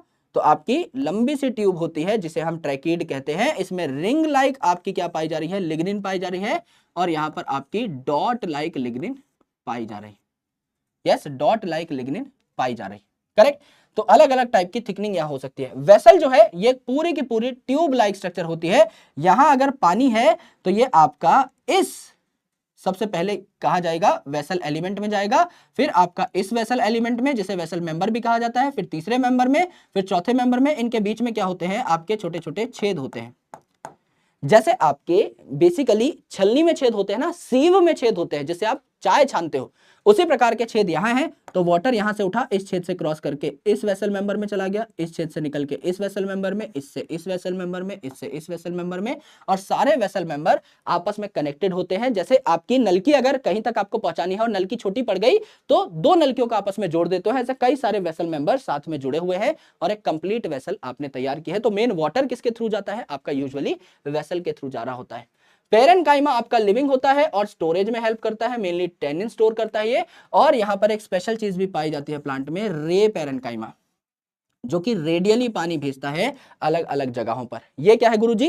रे पेरेन्काइमा। आराम से सुनना मेरे दोस्त, यहां पर ये पानी की बोतल है, इसको आप थोड़ी देर के लिए प्लांट कंसिडर कर लो। ये प्लांट की रूट है, अगर रूट से मैं पानी भेज रहा हूं तो रूट से पानी ऊपर चला गया जाइलम के थ्रू, लेकिन ये प्लांट है, इसकी कोई मोटाई भी तो है, नीचे से ऊपर तो पानी जाइलम के थ्रू चला गया। ये जो प्लांट है इसकी कोई मोटाई भी तो है, साइड में भी तो पानी जाना चाहिए। तो यहां पर क्या है? यहां पे समझ लीजिए सेंटर पे कोई सूरज है, तो सूरज से जब किरणें निकलती हैं तो चारों ओर निकलती हैं, सन रेज चारों ओर निकलती हैं, तो इसे कहेंगे रे पेरेन्काइमा। ऐसा पेरेन्काइमा जो सेंटर से पेरीफेरी को जोड़ रहा हो, इन पेरेन्काइमा सेल्स में भी पानी ट्रांसपोर्ट कर सकता है। तो पानी ऊपर भी जा रहा है और रे पेरेन्काइमेटस सेल उसको प्लांट की मोटाई में भी पहुंचा रहे हैं, यानी अच्छे तरीके से पूरे प्लांट तक, हर एक सेल तक पानी पहुंच पा रहा है। तो रे पेरेन्काइमा भी यहां पर पाए जा रहे होते हैं, करेक्ट। जाइलम जो है, इसमें पहले जो जाइलम बनेगी, नई जो जाइलम बनेगी जब प्लांट एकदम छोटा है, इसे प्राइमरी जाइलम कहते हैं। और प्लांट जब बड़ा हो जाता है, जब इसमें सेकेंडरी ग्रोथ होती है, जब प्लांट मोटा हो जाता है तो सेकेंडरी जाइलम बनती है। इनिशियली प्राइमरी जाइलम ही बनेगी, प्राइमरी फ्लोएम ही बनेगा। जब प्लांट में सेकेंडरी ग्रोथ होगी, सिर्फ तभी सेकेंडरी शब्द का आप इस्तेमाल करेंगे, तभी सेकेंडरी जाइलम और सेकेंडरी फ्लोएम बनेगा। अब ये जो प्राइमरी जाइलम है, इसमें भी प्रोटोजाइलम आपका पहले बनता है, नाम ही है प्रोटो यानी फर्स्ट, और मेटाजाइलम आपका बाद में बनता है। अब डिपेंडिंग अपॉन कि ये प्रोटोजाइलम जो है ये सेंटर पे है या बाहर, इस बेसिस पे हमने दो प्रकार से यहां पर इसको डिवाइड किया है। जैसे अगर जो प्रोटोजाइलम पहले बना है ये सेंटर पे है, यानी पित्त की साइड है, तो इसे एंडार्च अरेंजमेंट कहेंगे। एंडार्च मतलब एंडो यानी अंदर की साइड, राइट। तो स्टडी शब्द से आपने याद किया, डी मतलब एंडार्च, एंडार्च में डी आ रहा है, स्टडी, डी मतलब एंडार्च, और एसटी मतलब स्टेम, तो स्टेम में एंडार्च अरेंजमेंट होगी। जब आज मैं आपको पढ़ा रहा हूंगा मोनोकॉट और डाइकॉट स्टेम, तो किसी की भी स्टेम हो, चाहे मोनोकॉट की चाहे डाइकॉट की, उसमें एंडार्च अरेंजमेंट होगी, यानी प्रोटोजाइलम अंदर की साइड बनेगा, जो पहले जाइलम बना वो अंदर की साइड बनेगा, मेटाजाइलम बाहर की साइड। और मेरे दोस्त, अगर ये जो प्रोटोजाइलम है ये बाहर की साइड बनता है और मेटाजाइलम अंदर की साइड, अगर प्रोटोजाइलम बाहर की साइड बनता है तो इसे एक्सार्च कहते हैं। एक्सा मतलब बाहर की साइड। तो आरएक्स से याद कर लो, जब आप डॉक्टर बन जाओगे तो आपकी प्रेस्क्रिप्शन स्लिप पे आरएक्स लिखा होगा, इसका मतलब होता है प्रेस्क्रिप्शन। तो आर माने रूट और एक्स मतलब एक्सार्च। तो रूट हो किसी की भी, चाहे मोनोकॉट की चाहे डाइकॉट की, एक्सार्च अरेंजमेंट उसमें आपको देखने को मिल रहा होगा, यानी प्रोटोजाइलम बाहर की साइड होगी। तो मेटाजाइलम को भूल जाओ, प्रोटोजाइलम अगर अंदर तो एंडार्च, प्रोटोजाइलम बाहर तो एक्सार्च। ये नाम प्रोटोजाइलम के रिस्पेक्ट में रखे गए हैं। स्टडी यानी एसटी यानी स्टेम में होता है डी यानी एंडार्च कंडीशन, आरएक्स यानी रूट में होता है एक्स मानी एक्सार्च कंडीशन। सिंपल सी बात है, आपने यहां पर खेल खत्म कर दिया। यस, ये है आपके जाइलम फाइबर, जो मैंने आपको बताया सेप्टेट भी हो सकते हैं, या बीच बीच में आपको सेप्टा देखने को मिल रहे हैं, और ये आपके ए सेप्टेट भी हो सकते हैं, कोई सेप्टा यहां पर नहीं है। ये आपके जाइलम के अलग अलग कंपोनेंट्स हैं। यहां पर आपको ट्रैकीड दिखा रखे हैं, जहां पे डॉट लाइक अरेंजमेंट है आपके लिग्निन की, लिग्निन डॉट के फॉर्मेट में जमा हो रखा है। यहां आपका ट्रैकीड है जिसमें रिंग के फॉर्मेट में जमा हो रखा है, और ये आपका वेसल मेंबर है। इसके ऊपर आप और वेसल मेंबर लगाते जाओगे तो पूरी की पूरी वेसल, पूरा का पूरा पाइप बन जाएगा, और ये पतला सा बाल जैसा आपका फाइबर है जो आपको यहां पर देखने को मिला। यहां देखिए डाइकॉट की स्टेम है, अगर स्टेम है तो एसटीडी स्टडी यानी यहां पर एंडार्च अरेंजमेंट पाई जानी चाहिए, तो प्रोटोजाइलम अंदर की साइड है और आपका मेटाजाइलम बाहर की साइड है, एंडार्च अरेंजमेंट है। और अगर मेरे भाई डाइकॉट रूट है, किसी की भी रूट हो आर एक्स, तो रूट में एक्सार्च अरेंजमेंट होती है, तो आपका यहां पर अगर आप देखेंगे तो प्रोटोजाइलम जो है ये बाहर की साइड पाया जा रहा है और मेटाजाइलम अंदर की साइड पाया जा रहा है, तो उल्टा अरेंजमेंट है। यस, अगर प्रोटोजाइलम अंदर तो एंडार्च, प्रोटोजाइलम बाहर तो एक्सार्च, सिंपल सी बात है। यस, अब देखिए मेरे दोस्त फ्लोएम, फ्लोएम जो है इसमें सारे के सारे एलिमेंट्स यही दिखाने की कोशिश की है। ये जो फ्लोएम है मेरे दोस्त, यहां पर आपकी ये जो है ये पूरी की पूरी सीव ट्यूब बना रहे हैं, ये पूरी सीव ट्यूब है। सीव ट्यूब बनाने के लिए, इस पूरी सीव ट्यूब को बनाने के लिए जैसे वेसल मेंबर्स आपस में कनेक्ट हुए थे, ऐसे ही सीव ट्यूब एलिमेंट्स आपस में कनेक्ट होंगे। नाम ही है सीव ट्यूब, यानी ऐसे ट्यूब जो सीव की तरह बिहेव करती हो, यानी जो छलनी की तरह बिहेव करती हो। इसमें बीच में क्या है, आपके पोर्स हैं, जिससे एक सीव ट्यूब मेंबर से अगले सीव ट्यूब मेंबर में सामान जा सके, पास ऑन हो सके। यस, तो ये जो सीव ट्यूब मेंबर्स हैं इनमें न्यूक्लियस एब्सेंट है, बड़ा सा वैक्यूल पाया जाता है सेंटर पे और पेरिफेरल प्रोटोप्लाज्म पाया जाता है। अब यहां पर न्यूक्लियस एब्सेंट है तो इनके जस्ट साथ में पाया जाता है इनका कंपेनियन सिलेंड्रिकल सा आपका कंपेनियन सेल, है ना। पेरेन्काइमा यानी लिविंग सेल की मॉडिफिकेशन से ये बनता है, लंबा सा सिलेंड्रिकल सा ये सेल है, इसके पास न्यूक्लियस है, तो ये आपका इंस्ट्रक्शन दे सकता है, कमांड दे सकता है, किसको, आपके इन सीव ट्यूब मेंबर्स को।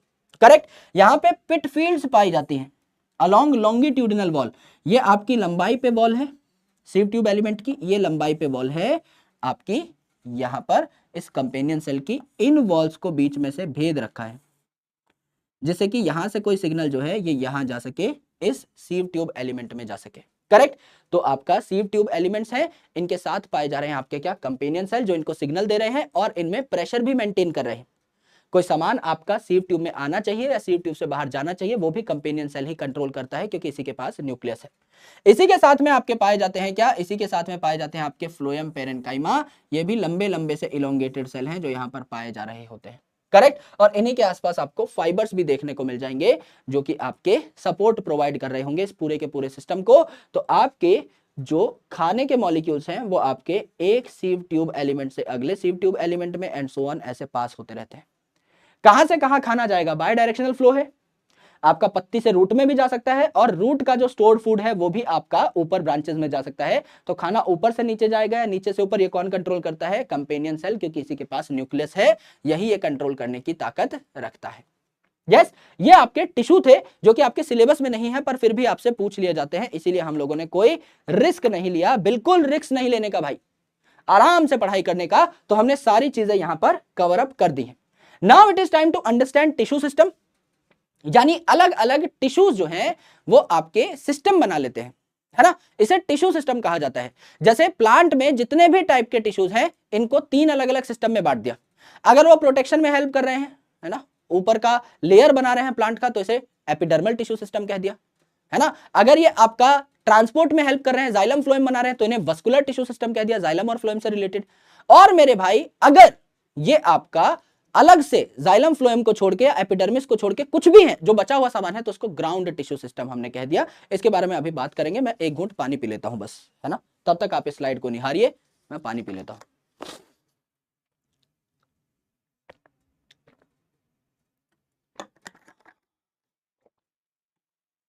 चलिए देखिए दोस्त, यहां पर टिश्यू सिस्टम जो है उसमें हमने क्या देखा कि स्ट्रक्चर एंड फंक्शन जो है सेल के, ये डिपेंड करते हैं उसकी लोकेशन पे। जैसे कि समझ लीजिए एपिडर्मल टिश्यू है, एपिडर्मल टिश्यू सिस्टम, तो एपिडर्मल से एपिडर्मिस शब्द है, यानी ये प्रोटेक्शन कर रहे होंगे। अगर कोई चीज है ही बाहर, मेरी स्किन जो है इसका काम प्रोटेक्शन है, क्योंकि इसकी लोकेशन ही ऐसी है, ये सबसे बाहर है, तो इसका काम प्रोटेक्शन होगा ही होगा, है ना। दूसरा है आपका vascular tissue system. Vascular tissue system मतलब मेरे भाई यहाँ आपके वस्कुलर बंडल्स पाए जाएंगे। वस्कुलर बंडल मतलब जाइलम फ्लोएम की कॉम्बिनेशन से बनते हैं, यानी खाना पीना यहाँ से ट्रांसपोर्ट हो रहा होगा। और तीसरा है ग्राउंड टिश्यू सिस्टम, यानी एपिडर्मल टिश्यू सिस्टम और जाइलम फ्लोएम को छोड़ के जो बचा दुनियादारी में, जो बचा एक प्लांट में, वो सारा ग्राउंड टिश्यू सिस्टम में आ आ जाएगा। सो अगर आप ये प्लांट देखें, यंग प्लांट अगर आप देखें तो इसकी प्राइमरी प्लांट बॉडी है ये, मतलब इसमें सेकेंडरी ग्रोथ नहीं हुई है। अगर आप यंग प्लांट को देखें तो इसकी स्टेम भी हरी भरी है, इसकी लीव्स तो हरी भरी होंगी ही होंगी, एंड इसकी रूट जो है ये भी यंग है। इस रूट को, चाहे स्टेम को, चाहे लीफ को आपका कौन कवर कर रहा होता है? आपका एपिडर्मल सेल्स यानी एपिडर्मिस कवर कर रहे होते हैं। चाहे स्टेम हो, चाहे लीव्स हो, चाहे रूट हो। लीव्स को और रूट को तो बाद में भी एपिडर्मिस ही कवर करती है, लेकिन ये स्टेम जब सेकेंडरी ग्रोथ दिखा देती है तो आपको पता है ना, बड़े बड़े जो पेड़ होते हैं उनमें क्रैक आ जाते हैं, बाहर की साइड आपको छाल देखने को मिलती है, बार्क देखने को मिलती है। अब पेड़ इतना बड़ा हो गया है कि एपिडर्मिस की लेयर से उसको कोई खास प्रोटेक्शन नहीं मिलेगी, उसको बार्क चाहिए। तो उसके बाद अगर आप मैच्योर्ड प्लांट की बात करें तो स्टेम जो है इसमें एपिडर्मिस काम नहीं आ रही होती, यहां पूरी की पूरी बार्क बन जाती है। यस, अगर आप देखें तो क्यूटिकल जो है ये स्टेम और लीफ में पाई जाती है, जिससे स्टेम और लीफ से पानी बहुत ज्यादा उड़े ना, लेकिन रूट में नहीं पाई जाती। क्यों सर? क्योंकि मेरे भाई रूट पे अगर क्यूटिकल पाई जाएगी तो क्यूटिकल तो पानी को रोकती है, तो रूट में पानी आ भी तो नहीं पाएगा। क्यूटिकल पानी को बाहर जाने से रोकती है तो अंदर आने से भी तो रोकती है, तो इसमें पानी जा भी तो नहीं पाएगा। रूट से तो हमें पानी एब्जॉर्ब करना है, तो रूट में क्यूटिकल नहीं होता, स्टेम और आपके लीफ में आपको क्यूटिकल देखने को मिलता है। ये देखिए यहां पर मैंने अगर लकड़ी का तना बना रखा है, यहां पर अगर मैंने एक वुडी स्टेम बना रखी है, तो यहां पर मेरे दोस्त ये पक्का क्या है? डाइकॉट स्टेम है, क्योंकि इसमें सेकेंडरी ग्रोथ हो रखी है। या तो ये जिम्नोस्पर्म की स्टेम होगी, किसी हायर जिम्नोस्पर्म की स्टेम होगी, मोनोकॉट में सेकेंडरी ग्रोथ होती नहीं है। इसकी स्टेम को अगर मैं काट के देखूं, इसका ट्रांसफर सेक्शन ले लूं, स्टेम को अगर मैं काट के देखूं तो यहां पे 3 प्रकार के टिश्यूज मुझे देखने को मिलेंगे। यस, सबसे पहले देखिए बाहर की जो लेयर है, यहां पर मुझे मिला एपिडर्मिस, लेटे हुए हैं सेल, लंबे हैं पर लेटे हुए हैं, और जो स्टेम है इसमें ट्राइकोम यानी स्टेम हेयर पाए जा सकते हैं। जैसे रूट में रूट हेयर पाए जाते हैं for water and mineral absorption, ऐसे स्टेम में स्टेम हेयर पाए जाते हैं जिनको ट्राइकोम कहा जाता है। रूट हेयर तो यूजुअली यूनिसेलुलर ही होंगे और आपके एकदम सीधे सीधे होंगे, ब्रांच नहीं होंगे, यानी अनब्रांच और यूनिसेलुलर होंगे। यहां देखो मल्टी सेलुलर भी कंडीशन आपको देखने को मिल सकती है और ब्रांचिंग पैटर्न भी आपको देखने को मिल सकता है इन स्टेम हेयर। यह है आपकी एपिडर्मिस। एपिडर्मिस के नीचे देखने को मिलती है आपके हाइपोडर्मिस, स्टेम के अंदर हाइपोडर्मिस देखने को मिलती है। यहां पर गोल मटोल आपके सेल्स है जो हमने यहां पर बनाया, इनके बीच में स्पेस काफी कम होता है। आगे सारी चीज हम पढ़ेंगे, अभी सिर्फ नाम याद कर लो, बहुत ज्यादा टेक्निकल डिटेल्स में मत जाओ। एपिडर्मिस के नीचे है आपकी हाइपोडर्मिस। हाइपोडर्मिस के नीचे खूब सारा स्पेस पाया जा रहा है इन सेल्स के बीच में, इन्हें कहा जाता है कॉर्टेक्स। कई सारी लेयर होती है आपकी कॉर्टेक्स की, तो ये आपकी कॉर्टिकल लेयर है। कॉर्टेक्स की सबसे अंदर वाली लेयर को हम लोग कहते हैं क्या? कॉर्टेक्स की सबसे अंदर वाली लेयर को हम कहते हैं एंडोडर्मिस। तो ये जो हाइपोडर्मिस है, ये जो कॉर्टिकल लेयर है ना, ये खासकर बेसिकली ये कॉर्टिकल लेयर्स है, और अंदर की जो आपकी एंडोडर्मिस है, इसको मिला करके हम लोग क्या कहते हैं? कॉर्टेक्स कहते हैं। यस, इसके बाद देखिए मेरे भाई, कॉर्टेक्स के अंदर पाई जा रही है आपकी पेरिसाइकिल, पेरिसाइकिल, और पेरिसाइकिल के अंदर पाई जा रही है आपकी पिथ, सेंटर पे आपकी पाई जा रही है पिथ, है ना। अब यहां पर देखो मेरे भाई, ये जो आपका पेरिसाइकिल रीजन है, इसी में जाइलम फ्लोएम के बंडल पाए जाते हैं, यानी वस्कुलर बंडल पाए जाते हैं, और यहां पर ही आपकी पाई जाती है मेडिलरी रेज, यानी कुछ जो आपके पेरिसाइकिल के सेल्स हैं, कुछ जो आपकी पेरिसाइकिल के सेल्स हैं, ये फर्दर डिवाइड कर सकते हैं और क्या बना सकते हैं? ये आपका कैम्बियम बना सकते हैं। तो यहां जो जाइलम और फ्लोएम है, इनके बीच में कैम्बियम पाया जाएगा। एक ही वस्कुलर बंडल के बीच में जो कैम्बियम पाया गया, इसे क्या कहेंगे? इंट्राफेसिकुलर। फेसिकल एक ही वस्कुलर बंडल में, इंट्राफेसिकुलर, इंट्राफेसिकुलर, ये मेडुलरी रे के सेल डिवाइड करके बनाएंगे इंटरफेसिकुलर, इंटरफेसिकुलर, इंटरफेसिकुलर, तो एक पूरी की पूरी कैम्बियम रिंग बन जाएगी। Interfascicular, intrafascicular, interfascicular, intrafascicular, interfascicular, intrafascicular and so on. ऐसे प्लांट की जो स्टेम है, इसमें गोल गोल एक रिंग बन जाएगी, कैम्बियम की रिंग। फिर ये कैम्बियम की रिंग जो है डिवाइड करना शुरू होगी, तो अपने ऊपर भी सेल बनाएगी, अपने नीचे भी, यानी ओवरऑल प्लांट की चौड़ाई बढ़ती चली जाएगी। यहां पर हमने सिर्फ ये सीखा कि मेरे भाई आपकी ओवरऑल जो लेयर्स के नाम है वो क्या है? एपिडर्मिस, हाइपोडर्मिस, कॉर्टेक्स, कॉर्टेक्स की सबसे अंदर वाली लेयर एंडोडर्मिस, उसके बाद पेरिसाइकिल, उसके बाद पिथ। जो पेरिसाइकिल है, यहीं पर आपके वस्कुलर बंडल पाए जाएंगे, यहीं पर कुछ आपके पेरिसाइकिल के जो सेल्स हैं, जो आपके पेरेन्काइमेटस सेल्स हैं, ये मॉडिफाई होकर के मेडुलरी रे बना लेते हैं और ये फर्दर डिवाइड कर सकते हैं, यानी ये मेरिस्टेमेटिक हो सकते हैं। ठीक है, ये आपको सिर्फ सीक्वेंस याद करना है। यहां पर अगर डर्मल टिश्यू सिस्टम कोई अपने से पूछे, है ना, तो यहां पर यह है आपका डर्मल टिश्यू सिस्टम, है ना। एपिडर्मिस जो है डर्मल टिश्यू सिस्टम। अगर कोई आपसे पूछे वस्कुलर टिश्यू सिस्टम, तो जाइलम और फ्लोएम वस्कुलर टिश्यू सिस्टम। इसको छोड़ के जो बचा, हाइपोडर्मिस, कॉर्टेक्स, एंडोडर्मिस, मेडुलरी रे, पेरिसाइकल, पिथ, सब कुछ मिला के आपने क्या कहा, सब कुछ मिला के आपने कह दिया ग्राउंड टिश्यू सिस्टम। यस, तो यहां पर देखिए मेरे दोस्त, ये जो एंडोडर्मिस है इसके अंदर जितने भी टिश्यू पाए जाते हैं पिथ तक, इसे हम स्टील कहते हैं। स्टेनलेस स्टील वाला स्टील नहीं है ये, STELE स्टील है। ये 3 टाइप के आपके टिश्यू सिस्टम है जो हमको देखने को मिलते हैं। इनके बारे में थोड़ा डिटेल में और समझिए।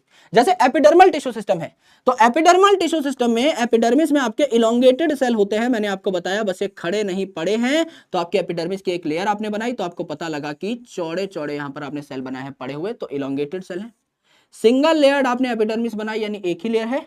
टाइटली पैक्ड है, बीच में जरा सा भी गैप नहीं है दो सेल्स के, यानी टाइटली पैक्ड है। यहां पर अगर आप देखें तो लंबा सा आपको वैक्यूल देखने को मिलेगा, क्योंकि सेल ही लंबा है तो वैक्यूल भी आपका लंबा होगा। एंड इस वैक्यूल के चारों ओर आपका प्रोटोप्लाज्म देखने को मिलेगा, पेरिफेरल प्रोटोप्लाज्म आपको देखने को मिल रहा होगा। यस, तो ये जो आपका एपिडर्मिस है ये स्टेम में और रूट में कुछ अपेंडेजेस लेके बैठा होता है, यानी इस एपिडर्मिस पे कुछ स्ट्रक्चर्स पाए जाते हैं। जैसे कि रूट में अगर आप देखें तो रूट हेयर पाए जाते हैं जो कि आपके यूनिसेलुलर हैं और अनब्रांच्ड है ना। तो रूट आपकी सॉफ्ट होती है ना। तो यूनिसेलुलर हैं, डेलिकेट यानी सॉफ्ट से हैं, और आपका एब्जॉर्प्शन कर रहे होते हैं, अनब्रांच से हैं, सीधे सीधे हैं। लेकिन स्टेम में अगर आप देखें तो इन स्टेम हेयर्स को हम लोग ट्राइकोम कहते हैं, और ये ट्राइकोम आपके मल्टीसेलुलर भी हैं और आपके ब्रांच्ड भी हैं, है ना। ये वाटर लॉस को रोकते हैं, क्योंकि स्टेम का ओवरऑल सरफेस एरिया काफी ज्यादा है, लेकिन ये जो आपके टिप्स हैं इनका सरफेस एरिया कंपैरेटिवली काफी कम होता है। तो ये मल्टीसेलुलर हो सकते हैं, ये सॉफ्ट या टाइट भी हो सकते हैं, ब्रांच या अनब्रांच भी हो सकते हैं, एंड ये सिक्रीटरी होते हैं, यानी यहां से गम या लेटेक्स वगैरह भी या रेजिन वगैरह भी बाहर निकल सकता है स्टेम के इन पार्ट से। यह आपने 2 चीजें देखी जो कि आपकी स्टेम या रूट पे बन रही थी। अगर आप लीफ की बात करें तो लीफ में जो आपकी एपिडर्मिस है इस पे छोटे छोटे छेद पाए जाते हैं, जिनको क्या कहा जाता है, स्टोमेटा। तो ये जो छेद है इसको कहा स्टोमेटल पोर, और इस स्टोमेटल पोर को गार्ड करते हैं आपके 2 बॉडीगार्ड्स, जिनको कहा जाता है गार्ड सेल्स। यस, जो गार्ड सेल हैं इनकी अंदर वाली वॉल जो है इस पोर की तरफ ये है मोटी, और बाहर वाली जो वॉल है पोर से, इससे दूर, पोर से दूर, ये है आपकी कंपैरेटिवली पतली। ये जो अंदर वाली वॉल है ये है आपकी मोटी। करेक्ट, ये है आपका स्टोमेटल पोर, इसके around guard cell. Guard cell में आपके हरे भरे क्लोरोप्लास्ट भी पाए जा सकते हैं, यानी गार्ड सेल आपके क्या होते हैं, फोटोसिंथेटिक होते हैं। इन गार्ड सेल्स के अराउंड कुछ और आपके एपिडर्मल सेल्स हैं जो कि आपके क्या हो जाते हैं, मॉडिफाई हो जाते हैं। कुछ और एपिडर्मल सेल्स हैं जो मॉडिफाई हो जाते हैं। यस, और इसके बाद आपके non modified normal epidermal cells आपके पाए जाते हैं, यानी लीफ जो है उसको कवर कर रखा है एपिडर्मिस ने, उसमें छोटे छोटे छेद पाए जा रहे हैं, जिनको हम लोगों ने क्या कहा, स्टोमेटल पोर कहा। यस, स्टोमेटल पोर जो है इसके अराउंड है गार्ड सेल्स, जो कि आपके बीन शेप है डाइकॉट में, और डंबल शेप हो जाएंगे आपके मोनोकॉट में। तो ये जो है आपके बीन शेप है, तो एक किसका आपका हमने बनाया है डायग्राम, ये हमने डाइकॉट का डायग्राम बनाया है। इसके आसपास जो एपिडर्मल सेल्स मॉडिफाई होगा इनको सब्सिडियरी सेल कहते हैं, ये है सब्सिडियरी सेल। अब ये स्टोमेटल पोर, गार्ड सेल और आसपास के जितने भी सब्सिडियरी सेल हैं एक स्टोमेटा के, इन सबको मिला करके हम लोग क्या कहते हैं, स्टोमेटल अपरेटस कहते हैं। इनको मिला करके हम लोग स्टोमेटल अपरेटस कहते हैं, स्टोमेटल अपरेटस कहते हैं। करेक्ट, अंदर वाली मैंने बताया यहां पर वॉल आपकी कंपैरेटिवली मोटी है, बाहर वाली वॉल आपकी कंपैरेटिवली क्या है, पतली है। यस, क्लोरोप्लास्ट यहां पाए जाते हैं, यानी कि आपका फोटोसिंथेसिस कर सकते हैं ये गार्ड सेल, ये हमने देखा। तो स्टेम में जो एपिडर्मल लेयर है ये मॉडिफाई होकर स्टेम हेयर यानी ट्राइकोम बना सकते हैं, जो सॉफ्ट भी हो सकते हैं, टाइट भी, ब्रांच भी, अनब्रांच भी, मल्टी सेल्यूलर होते हैं यूजुअली, एंड आपके सिक्रेटरी हो सकते हैं। रूट में ये बनाते हैं रूट हेयर, जो कि आपके पतले पतले डेलिकेट से होते हैं, एंड अल्टीमेटली ये आपके क्या कर रहे होते हैं, ये आपके basically water and mineral absorption कर रहे होते हैं, यूनिसेलुलर और अनब्रांच्ड होते हैं। और आपका यहां पर एपिडर्मल सेल्स जो है ये स्टोमेटा के अराउंड आपके क्या कर रहे होते हैं, बेसिकली पाए जा रहे होते हैं गार्ड सेल और सब्सिडियरी सेल की फॉर्मेट में। करेक्ट, ये देखिए vascular tissue system. Vascular tissue system यानी यहां पर जाइलम एंड फ्लोएम पाए जाएंगे, इन्हें ही वस्कुलर टिश्यू कहा जाता है। तो जाइलम जो है और फ्लोएम जो है, इनमें से बाहर कौन पाया जाएगा, P for phloem, P for periphery, यानी फ्लोएम बाहर की साइड होगा, जाइलम हमेशा अंदर की साइड होगा। जाइलम और फ्लोएम की इस दोस्ती को ही हम लोग इनका बंडल कहते हैं, हम इन्हें वस्कुलर बंडल कहते हैं। जैसे डाइकॉट जो प्लांट है इनमें सेकेंडरी ग्रोथ होती है, तो इनमें आपका ओपन वस्कुलर बंडल पाया जाता है। ओपन मतलब it is open for growth, कि हाँ भाई मुझे ग्रोथ करनी है, मुझे सेकेंडरी ग्रोथ करनी है, आई एम ओपन, मैं खुले मिजाज का हूं, खुले दिमाग का हूं, मुझे ग्रोथ चाहिए। तो यह सेंटर पे जाइलम, बाहर फ्लोएम और बीच में कैम्बियम की लेयर पाई जाएगी। In monocots vascular bundle is closed, क्योंकि इन्हें ग्रोथ नहीं करनी है तो इन्होंने अपने आप को क्लोज कर लिया है, भाई हमें ग्रोथ नहीं करनी है, तो जाइलम और फ्लोएम के बीच में कोई यहां पर कैम्बियम नहीं पाई जा रही है। एक लाइन मैंने बनाई है जाइलम और फ्लोएम को डिफरेंट दिखाने के लिए। यहां पर अगर आप देखें तो वस्कुलर बंडल जो है ये रेडियल हो सकते हैं या कंजॉइंट हो सकते हैं। अब यहां कंफ्यूजन होती है, सिर्फ कंजॉइंट से याद रखो, कंजॉइंट यानी जाइलम और फ्लोएम जॉइंट है। जाइलम और फ्लोएम जो है ये आपके जॉइंट हैं, जॉइंट है तो हमेशा आपके सेम रेडियस पे आएंगे, यानी जाइलम फ्लोएम यहां पर जॉइंट है, इन्होंने बंडल बना रखा है, बंडल बना रखा है, बंडल बना रखा है, बंडल बना रखा है। यहां से आपने एक लाइन बनाई तो जाइलम फ्लोएम दोनों पे लाइन गई, जाइलम फ्लोएम दोनों पे लाइन गई, जाइलम फ्लोएम दोनों पे लाइन गई, जाइलम फ्लोएम दोनों पे लाइन गई, यानी जाइलम फ्लोएम सेम रेडियस पे पाए जाते हैं। This is conjoint nature. यहां आप देखिए जाइलम अलग है, फ्लोएम अलग है, जाइलम अलग है, फ्लोएम अलग है, जाइलम अलग है, फ्लोएम अलग है, जाइलम अलग है, फ्लोएम अलग है। तो आप एक रेडियस बनाओगे तो या तो वो सिर्फ जाइलम को काटेगा, या वो सिर्फ फ्लोएम को काटेगा, या जाइलम को काटेगा, या वो फ्लोएम को काटेगा। Xylem phloem are on different radius, इसीलिए रेडियल कहा। Xylem phloem are on different radius, इसीलिए रेडियल कहा। सेम रेडियस पे इसीलिए नहीं, सेम रेडियस पे होंगे तो जॉइंट होंगे, कंजॉइंट होंगे। Same radius conjoint, different radius radial. R for radial, R for root में पाया जाएगा ऐसा सिस्टम जहां पर जाइलम फ्लोएम अलग होंगे। एंड आपका यहां पर कंजॉइंट जो है R for radial, R for root, root में रेडियल, बची हुई आपकी स्टेम, इसमें आपका कंजॉइंट वस्कुलर बंडल पाया जाएगा। यह आपका वस्कुलर टिश्यू है। ग्राउंड टिश्यू सिस्टम, जिसको फंडामेंटल टिश्यू सिस्टम भी कहते हैं, इसमें आपकी बाकी सारी की सारी चीजें आ जाएंगी एपिडर्मिस को छोड़ करके, एज वेल एज आपका जाइलम फ्लोएम को छोड़ करके। जैसे लीव्स की अगर आप बात करें तो यहां पर मेन सेल्स क्या हैं, एपिडर्मिस को छोड़ करके और जाइलम फ्लोएम को छोड़ करके मेसोफिल सेल, जिनमें खूब सारे क्लोरोप्लास्ट पाए जाते हैं। तो मेसोफिल सेल ही मेजर ग्राउंड टिश्यू बना रहे होते हैं। यानी एपिडर्मिस को छोड़ के और जाइलम फ्लोएम को छोड़ के जो बचा सबका सब आपने क्या कर दिया, सबका सब आपने डाल दिया ग्राउंड टिश्यू सिस्टम में। अब डाइकॉट और मोनोकॉट के कई सारे डिफरेंसेस मैंने आपको लास्ट लेक्चर में भी बता दिए थे मॉर्फोलॉजी के रिवीजन में, फिर सुन लीजिए। सीड जो है इसमें एक कॉटिलिडन होता है, इसलिए मोनोकॉट, मोनो मतलब वन, यहां दो कॉटिलिडन, डाई मतलब दो। ट्राइमेरस थी आपकी फैमिली पोएसी, है ना। मोनोकॉट जो है इनमें फ्लावर में जो आपके होल्स होते हैं, जो फ्लावर के पार्ट्स हैं, वो 3-3 के मल्टीपल में पाए जाते हैं, 3, 6, तो इन्हें ट्राइमेरस कहा जाता है, जैसे लिलिएसी और पोएसी। बाकी सारी जो थी वो आपकी टेट्रा या पेंटामेरस थी, ब्रेसिकेसी आपकी टेट्रामेरस थी, बाकी सारी आपके सिलेबस में जो है सब पेंटामेरस है। Leaf with parallel venation, parallel venation थी मोनोकॉट में, रेटिकुलेट वेनेशन, वेन और वेनलेट एक दूसरे को इंटरसेक्ट कर पा रही थी डाइकॉट में।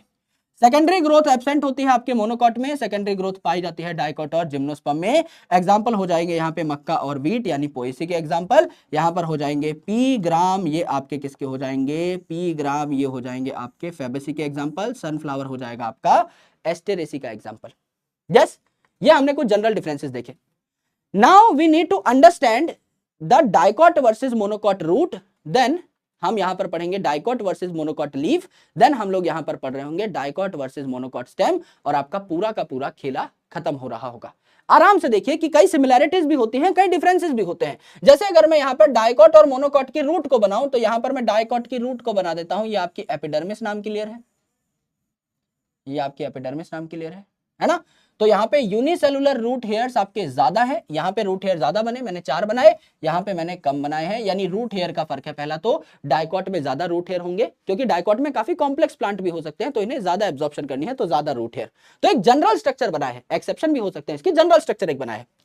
फिर एपिडर्मिस के नीचे आपने क्या बनाया है, रूट में कोई हाइपोडर्मिस नहीं है, सीधा कॉर्टेक्स स्टार्ट है, तो आपने गोल मटोल कॉर्टेक्स बनाई। हमेशा ये जो कॉर्टेक्स है इसमें अच्छा खासा गैप देखने को मिलेगा, अच्छा खासा इंटरसेलुलर स्पेस देखने को मिलेगा।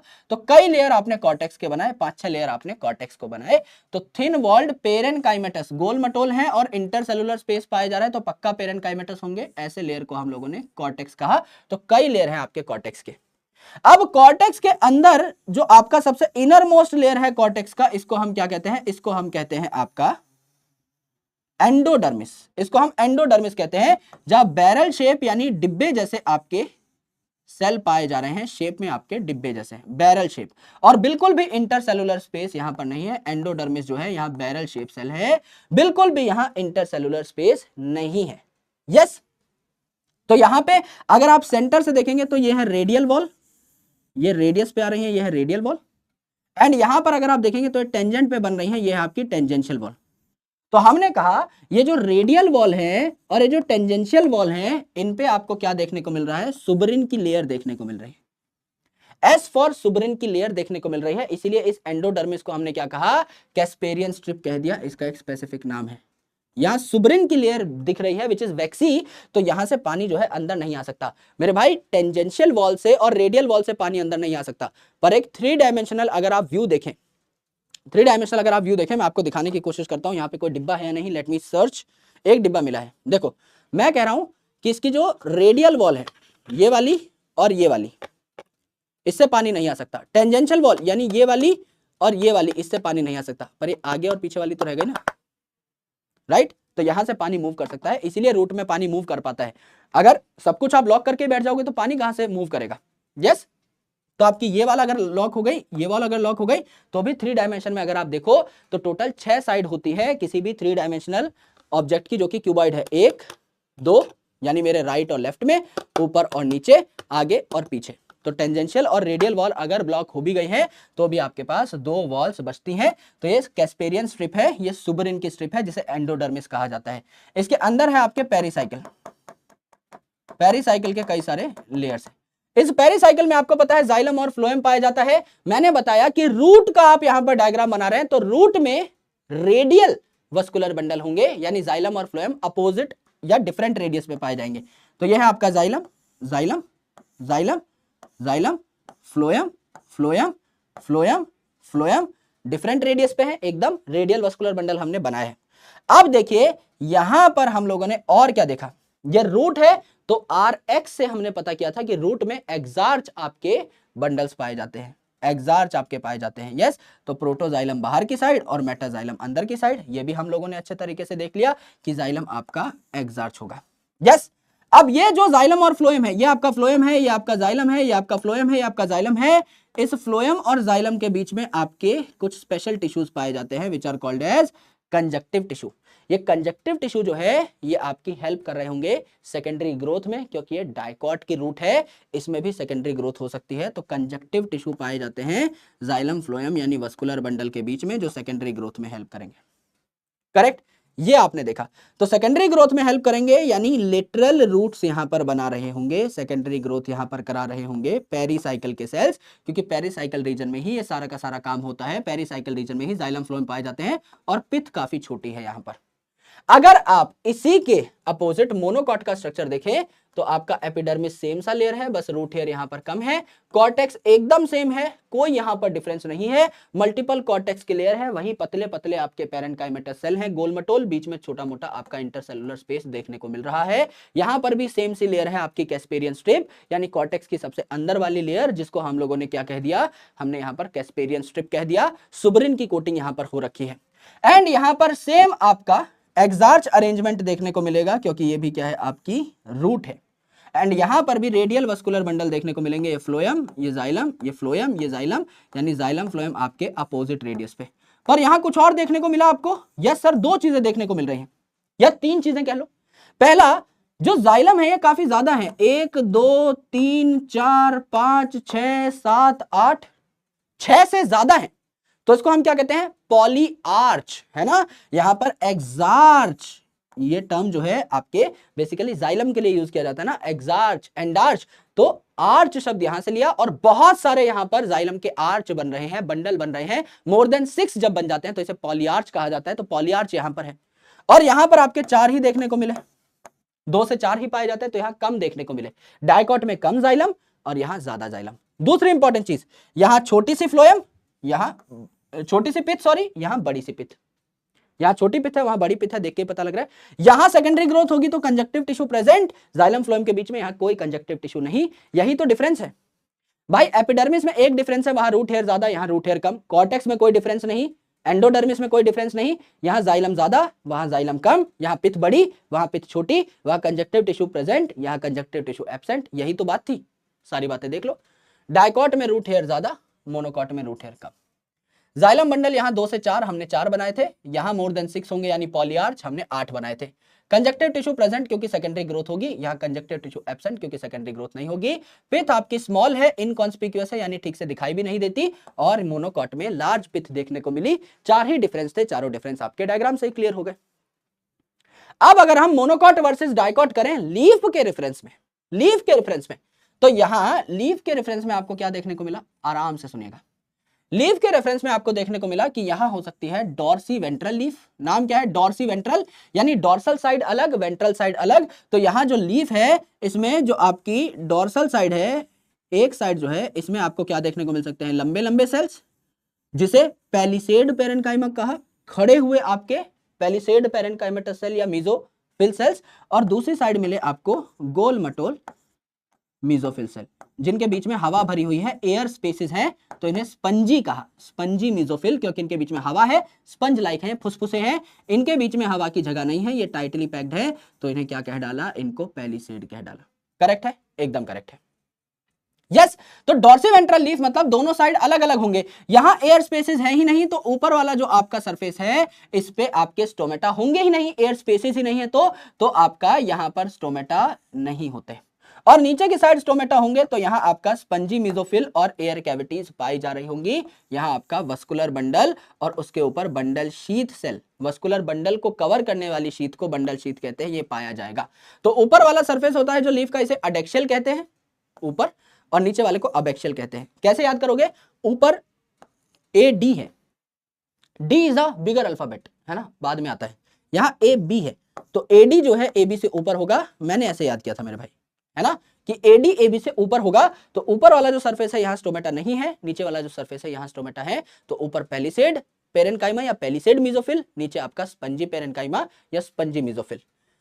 मोनोकॉट की जो लीफ है यह आइसो बायलेटरल, बाय मतलब दोनों साइड, आइसो मतलब सेम, यानी एकदम सेम से होंगे, पता ही नहीं लगेगा कि ऊपर वाली साइड कौन सी, नीचे वाली साइड कौन सी। यस, यहां पर भी आपके अच्छे खासे स्टोमेटा है, यहां भी इसका मतलब आपके स्पंजी पेरेन्काइमा पाए जाएंगे, एयर कैविटी पाई जाएगी, यहां भी आपके स्टोमेटा है, स्पंजी पेरेन्काइमा या एयर कैविटी आपको पाई जा रही होगी। तो अडेक्शियल और अबैक्शियल में ज्यादा फर्क आपको नहीं देखने को मिलेगा। एक चीज है जो आपका यहां पर डिफरेंशिएटर बन सकती है, जो आपका अडेक्शियल सरफेस है, ऊपर वाला सरफेस है, इस पे कुछ बड़े बड़े कलरलेस सेल पाए जाते हैं, खाली एम्प्टी सेल पाए जाते हैं, जिनको हम कहते हैं बुलीफॉर्म सेल। तो जो बुलीफॉर्म सेल होते हैं ये आपके पानी की टंकी में लगी हुई मोटर की तरह है ना, मोटर एक छोटा सा डिवाइस आता है, मोटर कह लो या अलार्म कह लो, है ना, वो आपकी पानी की टंकी में फिट हो जाती है। जैसे ही पानी की टंकी भर जाती है, वो जो आपकी अलार्म है वो बोलती है पानी की टंकी भर गई है, कृपया मोटर बंद करें। तो वो जो अलार्म है मेरे भाई, वो यहां पर बुलीफॉर्म सेल है।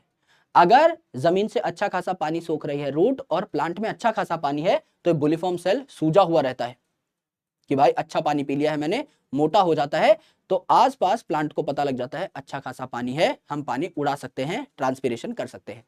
अगर आसपास पानी नहीं है, अगर पानी आसपास नहीं है, तो बुलीफॉर्म सेल खाली हो जाता है, तो आपको पता लग जाता है कि आसपास पानी नहीं है, ज्यादा पानी मत उड़ाओ, आज पानी नहीं आया है। जब घर में पानी नहीं आता तो मम्मी बोल देती है ना, बेटा थोड़ा कम कम पानी वेस्ट करना, तो जब पानी खूब होता है आसपास तो बुलीफॉर्म सेल फूल जाता है, सूज जाता है, रेमो डिसूजा हो जाता है, और जब पानी कम होता है आसपास तो ये फ्लैसिड हो जाता है, पिचकुराम हो जाता है, पिचकुदास हो जाता है। यस, तो अल्टीमेटली क्या हो जाता है, ये पतला हो गया, तो आसपास के सेल्स को पानी नहीं मिल पाएगा।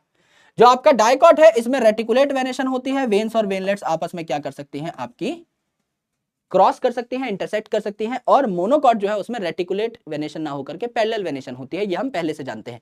यहां पर देखिए सबसे मोटी जो आपकी वेसल होगी ये होगी ये वाली, यहां पर है ना, मिडरिब।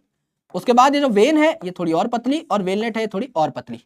यहां आपकी ये वाली जो है मिडरिब ये सबसे मोटी, और बाकी सारी लगभग आसपास की एक जैसी होती है, फिर बहुत ज्यादा इसमें डिवीजन नहीं हो रही है, वेनलेट्स नहीं बन रही हैं, तो कोई बहुत ज्यादा डिफरेंस आता नहीं।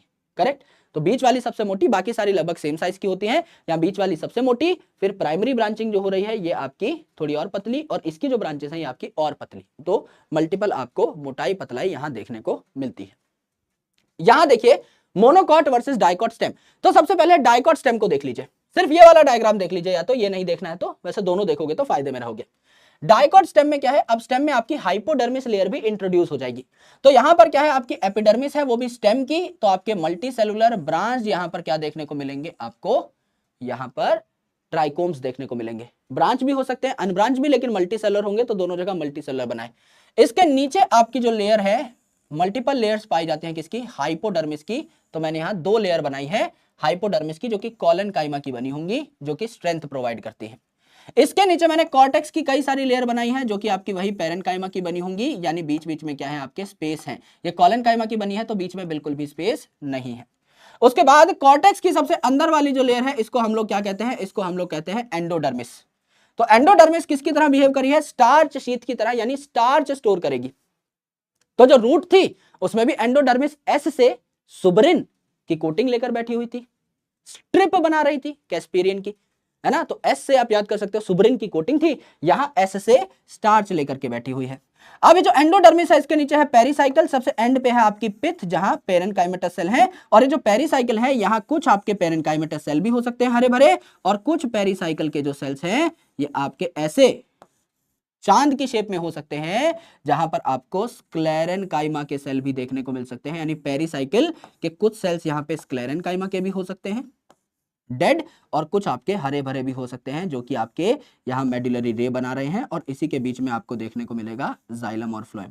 यानी मेन बात क्या है, सबसे पहले एपिडर्मिस, जिसपे ब्रांच्ड या अनब्रांच्ड मल्टी सेल्यूलर ट्राइकोम्स पाए जाते हैं। फिर नीचे हाइपोडर्मिस जो कॉलन काइमा की है, फिर नीचे कॉर्टेक्स जैसी होनी चाहिए, फिर उसके बाद एंडोडर्मिस जैसी होनी चाहिए, यहां पर स्टार्च स्टोर करेगी तो इसे स्टार्च शीट कह दिया। उसके नीचे अगर आप देखें तो आपको देखने को मिलेगी पेरिसाइकिल, जो कि यूजुअली आपकी पेरेन्काइमेटस सेल की बनती है, तो पेरेन्काइमा है, लेकिन कुछ पैचेस भी हैं आपके स्क्लेरेनकाइमा के। और देन वहीं पर आपके क्या है मेडुलरी रेज, क्योंकि सेकेंडरी ग्रोथ भी करनी है, तो ये मेडुलरी रेज जो है यहाँ पर इंटरफेसिकुलर कैम्बियम बना रही होंगी, और अंदर की साइड है आपकी पिथ। पेरिसाइकिल रीजन में ही जाइलम फ्लोएम पाए जाते हैं, आपको पता है। तो 3 बातें हमने पढ़ी। पहली कि आपका हाइपोडर्मिस जो है वो कॉलन काइमा का बना हुआ है। दूसरा, जो आपकी एंडोडर्मिस है उसे स्टार्च शीट कहा, वो स्टार्च स्टोर कर रही है। और तीसरा, जो पेरिसाइकिल है उसमें आपका पेरेन्काइमा के साथ साथ स्क्लेरेनकाइमा के पैचेस भी हैं। ये बस आपको 3 बातें याद रखनी है। यहां देखिए मेरे भाई, यहां आपका सबसे पहले एपिडर्मिस का लेयर, उसके जस्ट नीचे जो हमने ऑरेंज कलर से बनाया है ये आपका हाइपोडर्मिस का लेयर, फिर कई सारे स्काई ब्लू कलर के कॉर्टेक्स के लेयर, तो इसको थोड़ा मोटा बनाया, और फिर आपका पिंक कलर का लेयर, जिसको हम लोगों ने क्या कह डाला, एंडोडर्मिस कह डाला।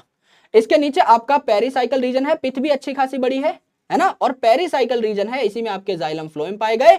इस जाइलम फ्लोएम के जस्ट ऊपर आपका पैच पाया जा रहा है स्क्लेरेनकाइमा का, जाइलम फ्लोएम के जस्ट ऊपर पैच पाया जा रहा है आपका स्क्लेरेनकाइमा का, जाइलम फ्लोएम के जस्ट ऊपर पैच पाया जा रहा है आपका स्क्लेरेनकाइमा का। तो जाइलम फ्लोएम के ऊपर स्क्लेरेनकाइमा का पैच पाया गया पेरिसाइकिल में, और आसपास जो पेरिसाइकिल है वो आपकी कैसी हो जाएगी, वो आपकी पेरेन्काइमेटस हो जाएगी, लिविंग हो जाएगी। और इसी में से कुछ सेल्स जो हैं ये बना लेंगे आपके मेडुलरी रे, जैसे सेंटर पे अगर सूरज है तो उससे रेडिएशन निकल रही हो, ऐसी मेडुलरी रे ये बना लेंगे। करेक्ट। तो पिथ भी आपकी अच्छी खासी है, ये आपको देखने को मिला, है ना। तो वस्कुलर बंडल जो है यहाँ पर ओपन होंगे, यानी यहाँ पर सेकेंडरी ग्रोथ होगी, तो इनके बीच में भी आपको कैम्बियम देखने को मिलता है अच्छे तरीके से। जाइलम आपका सेंटर पे होता है, P for phloem, P for periphery पे होता है, ये हमने देखा। अब देखिए मेरे दोस्त, डाइकॉट की हमने स्टेम देखी, मोनोकॉट की स्टेम देख लीजिए। मोनोकॉट की स्टेम जो है इस पे यूजुअली ऊपर की साइड ट्राइकोम देखने को नहीं मिले। यहां पर आपकी जो हाइपोडर्मिस है वो किसकी हो गई, यहां पर हाइपोडर्मिस जो है कॉलन काइमा की जगह स्क्लेरेनकाइमा की हो गई। वहां स्क्लेरेनकाइमा के पैचेस पाए जा रहे थे पेरिसाइकिल रीजन में, यहां स्क्लेरेनकाइमा की हाइपोडर्मिस हुई है। यहां पर देखिए बीच बीच में वस्कुलर बंडल है, वस्कुलर बंडल जो है यहाँ जाइलम फ्लोएम है, और ऊपर है आपका बंडल शीथ, वस्कुलर बंडल को कवर करने वाली बंडल शीथ। करेक्ट।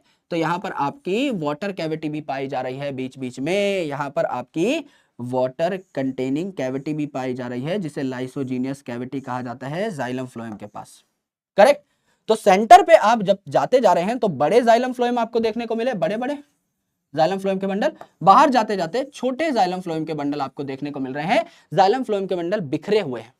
तो सबसे बाहर आपका एपिडर्मिस, उसके बाद आपका हाइपोडर्मिस स्क्लेरेनकाइमा का बना हुआ, फिर आपके वस्कुलर बंडल और उनके ऊपर स्क्लेरेनकाइमा की ही आपकी बंडल शीथ, तो दोनों चीजें स्क्लेरेनकाइमा की हैं, तो याद करने की जरूरत नहीं। यस, और आपका बीच में जितना भी काला काला दिखा, ये पूरा का पूरा ग्राउंड सब्सटेंस, कोई यहां पर कॉर्टेक्स नहीं, कोई पेरिसाइकल नहीं, कोई पिथ नहीं, हाइपोडर्मिस के बाद जितना बचा सारा ग्राउंड सब्सटेंस। तो यहां पर आपके स्कैटर्ड वस्कुलर बंडल हैं, बिखरे हुए हैं, जबकि यहां अगर आप देखें तो आपके एक रिंग में ये पाए जा रहे हैं वस्कुलर बंडल, स्कैटर्ड नहीं है। इसी से आप देख के बता सकते हो कोई स्टेम जो है ये मोनोकॉट की है या डाइकॉट की। यस, ये आपकी बात हो गई दोस्त। तो यहां पर मेन काम था आपका कॉन्सेप्ट्स को समझना। अगर आपको कॉन्सेप्ट समझ में आ गए हैं तो एक बार रिव्यू कर लीजिएगा बॉटनी मेड इजी को, या फिर एनसीईआरटी को, या फिर हमारे बैच के नोट्स को, जिससे आपको और अच्छे तरीके से सारे के सारे कॉन्सेप्ट्स समझ में आ जाएं। तो हम लोग अभी तक हमारी सेल यूनिट को पढ़ चुके हैं, सिस्टमैटिक्स पढ़ चुके हैं, एंड स्ट्रक्चरल ऑर्गेनाइजेशन पढ़ चुके हैं। अब हम लोग आगे प्लांट फिजियोलॉजी को डिकोड करने वाले हैं, जहां पर हम लोगों के जितने भी चैप्टर्स हैं उनको 1 बाय 1 हम लोग पिक कर रहे होंगे और उनको अच्छे तरीके से तोड़ फोड़ रहे होंगे, याद कर रहे होंगे, बाकायदा सारी की सारी चीजें हमको समझ में आ रही होंगी। अगर आपको एनाटॉमी अच्छे तरीके से क्लियर हो चुकी है, ये रिवीजन सेशन अगर आपको बहुत अच्छा लगा, तो एक बार Vipu sir OP in the comment section please, या फिर तारा रारा इन द कमेंट सेक्शन, जिससे मुझे भी मोटिवेशन मिल सके और मैं अगले सेशन में और बेटर कंटेंट आप लोगों के लिए ला सकूं। So thank you so much guys for watching this session. आप पढ़ते रहिए, मेहनत करते रहिए, लॉट्स ऑफ लव, जय हिंद, शुक्रिया। मैं मिलता हूं आपसे अगले पढ़ाई वाले सेशन में। Thank you so much, lots of love.